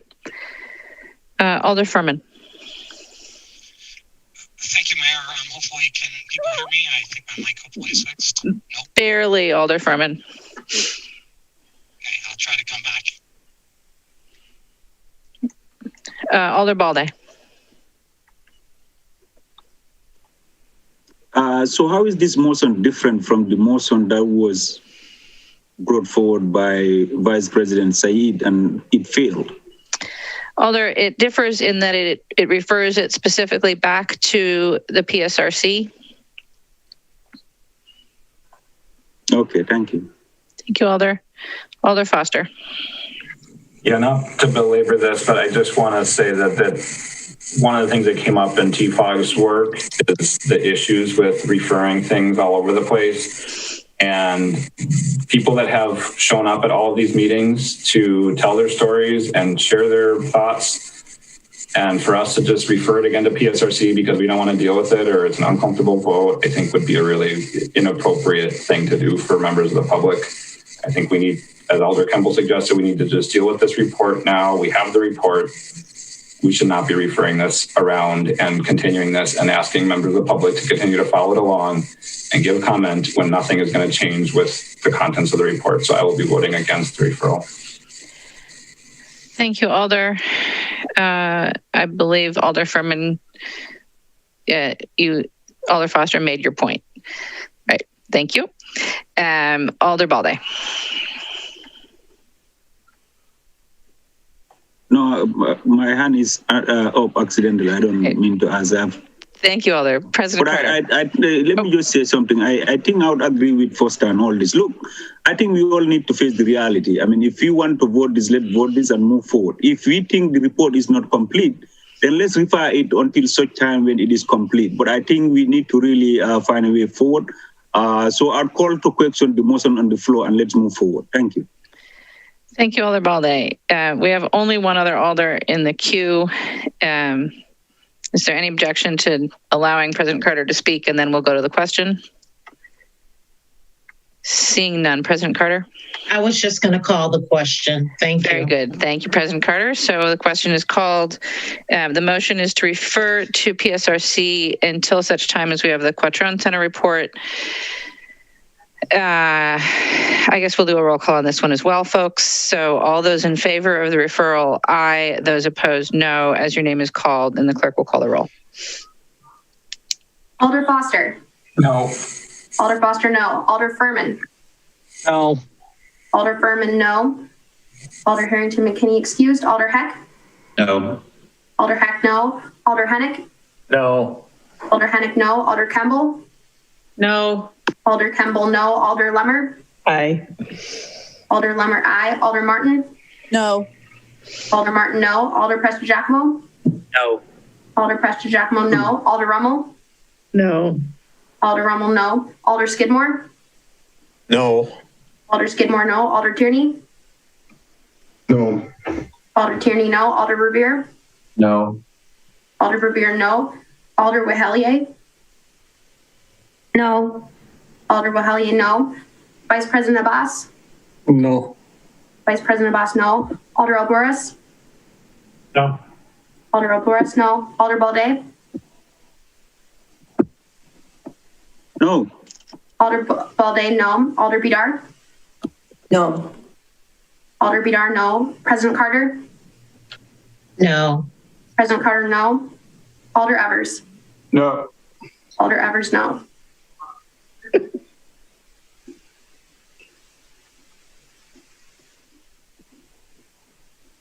Madam Mayor, we have 1 aye, 19 noes. 19 noes, that motion fails. It seems like we are broadly in agreement about what not to do. So let's come back to the question of accepting the report.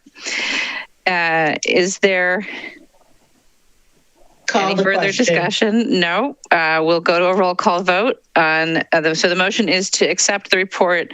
All those in favor, aye. Those opposed, no. As your name is called, the clerk will call the roll. Alder Foster? No. Alder Foster, no. Alder Furman? Aye. Alder Furman, aye. Alder Harrington McKinney is excused. Alder Heck? No. Alder Heck, no. Alder Hennick?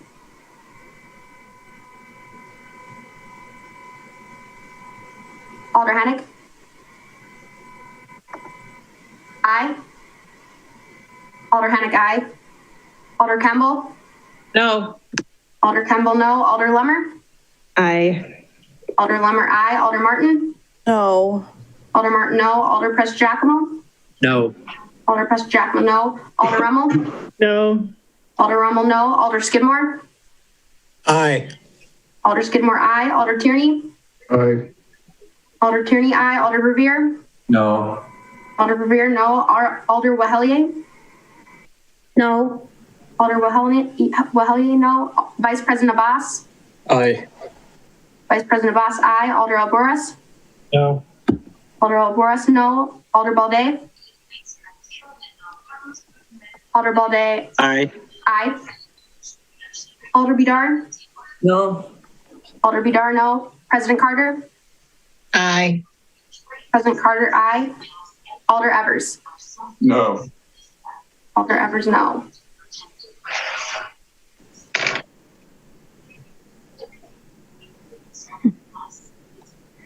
Madam Mayor, we have 8 ayes, 11 noes. With only 8 ayes, that motion fails as well. And I believe we have exhausted our options for actions on this item. Alder Lemmer. I'd like to reconsider placing it on file. Alder Lemmer will move reconsideration of the vote to place on file. Is there any objection, folks? Seeing none, the vote to place on file is back before us. Alder Balde. So I think earlier on the city attorney said that once we do this vote, what it means is that one way or the other, the thing is put on file. So why do we have to do another motion again? Alder Balde, the city attorney's opinion, which I heard, was that the ordinance does not contemplate an affirmative vote to not place on file. And so it's unclear whether it automatically would be placed on file if the other options do not pass. And it's not a circumstance that's considered by the ordinances. So, City Attorney, can you explain that? My understanding was that if this fails, then we have not taken action, or that the item is put on file. Is that true? If this motion fails, the motion that we just voted on, that has just failed, not the one that Alder Lama just put forward. The one that we voted on, that has just failed. What should happen to the resolution? Well, again, it's unclear. The motion to accept failed. The ordinance says if the council does not adopt or accept, the report should be placed on file, but we have this motion to place on file that was also defeated. And so now there's a motion that motion is back on the floor. The only thing I can say for sure, if it passes, the report is placed on file. If it doesn't pass, I think it's still sort of in the ether someplace, but I'm not sure what else what other action the council could take. So if we adjourn right now and we say the council is done tonight, what happens to this motion or to this resolution? What happens to it? The council would take no action on the report. That's simply the easiest way to state it. And is that equals to filing it or not? No, I would say it's not equivalent to placing it on file because it is not placed in a file, but I would say the practical effect is the same as placing it on file. Placing it on file is merely the report was done. The council takes no position on it, which to me seems to be the same as if the council takes no action at all. Thank you. Thank you, Alder. The fact that the council does not place in a file does not mean the report does not exist. Exactly. Folks, I think we're splitting parliamentary hairs at this point, but Alder Lemmer did make a motion to reconsider. So, point of order. I have a point of order. Yes, Alder Kemble.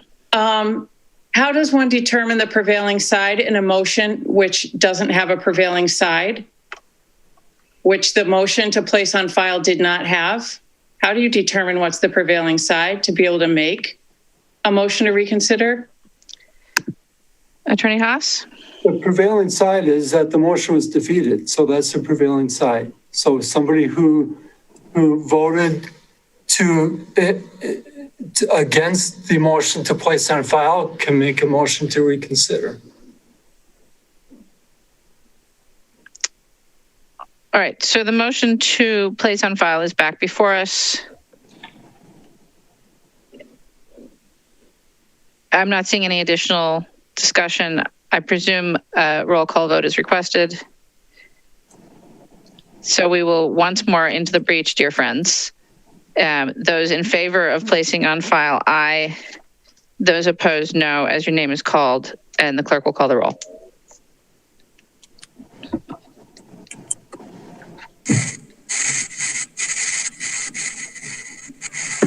Alder Foster? Aye. Alder Foster, aye. Alder Furman? No. No. Alder Furman, no. Alder Heck? Aye.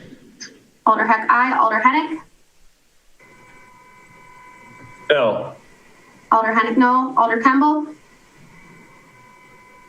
No. Alder Kemble, no. Alder Lemmer? Aye. Alder Lemmer, aye. Alder Martin?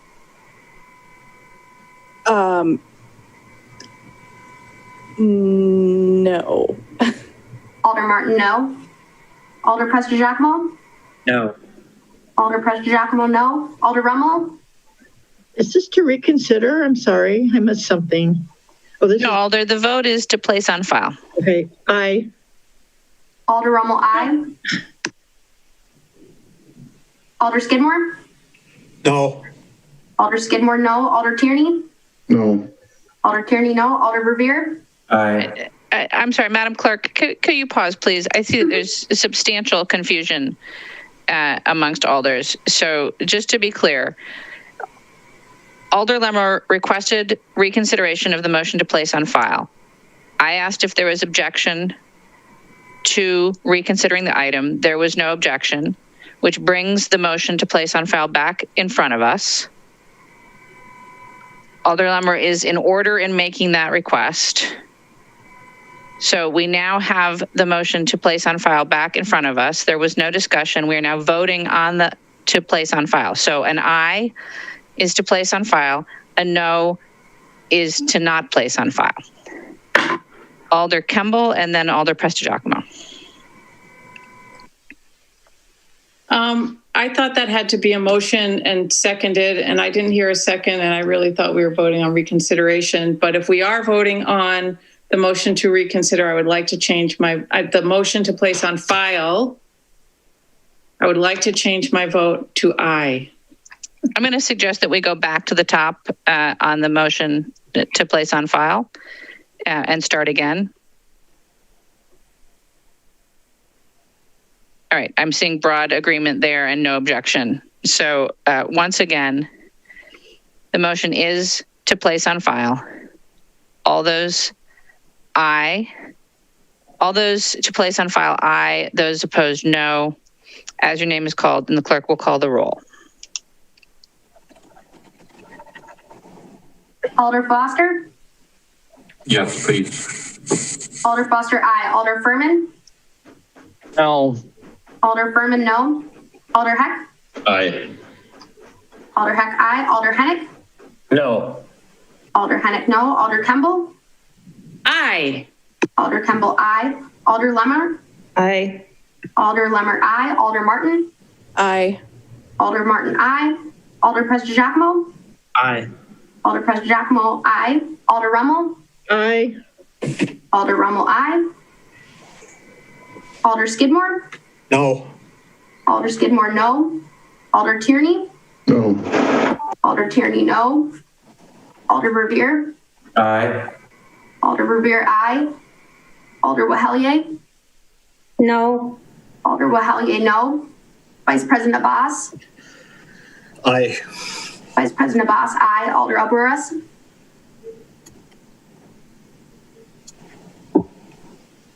Yes. Can you hear me? Alder Alvarez, aye. Alder Balde?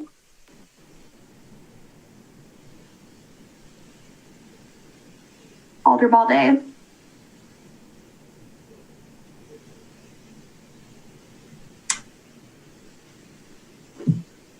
Alder Bidar?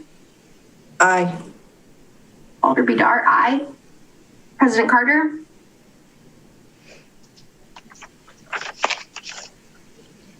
No, and Alder Balde is back. Thank you. President Carter, no. Alder Balde? No. Alder Balde, no. Alder Evers? Aye. Alder Evers, aye.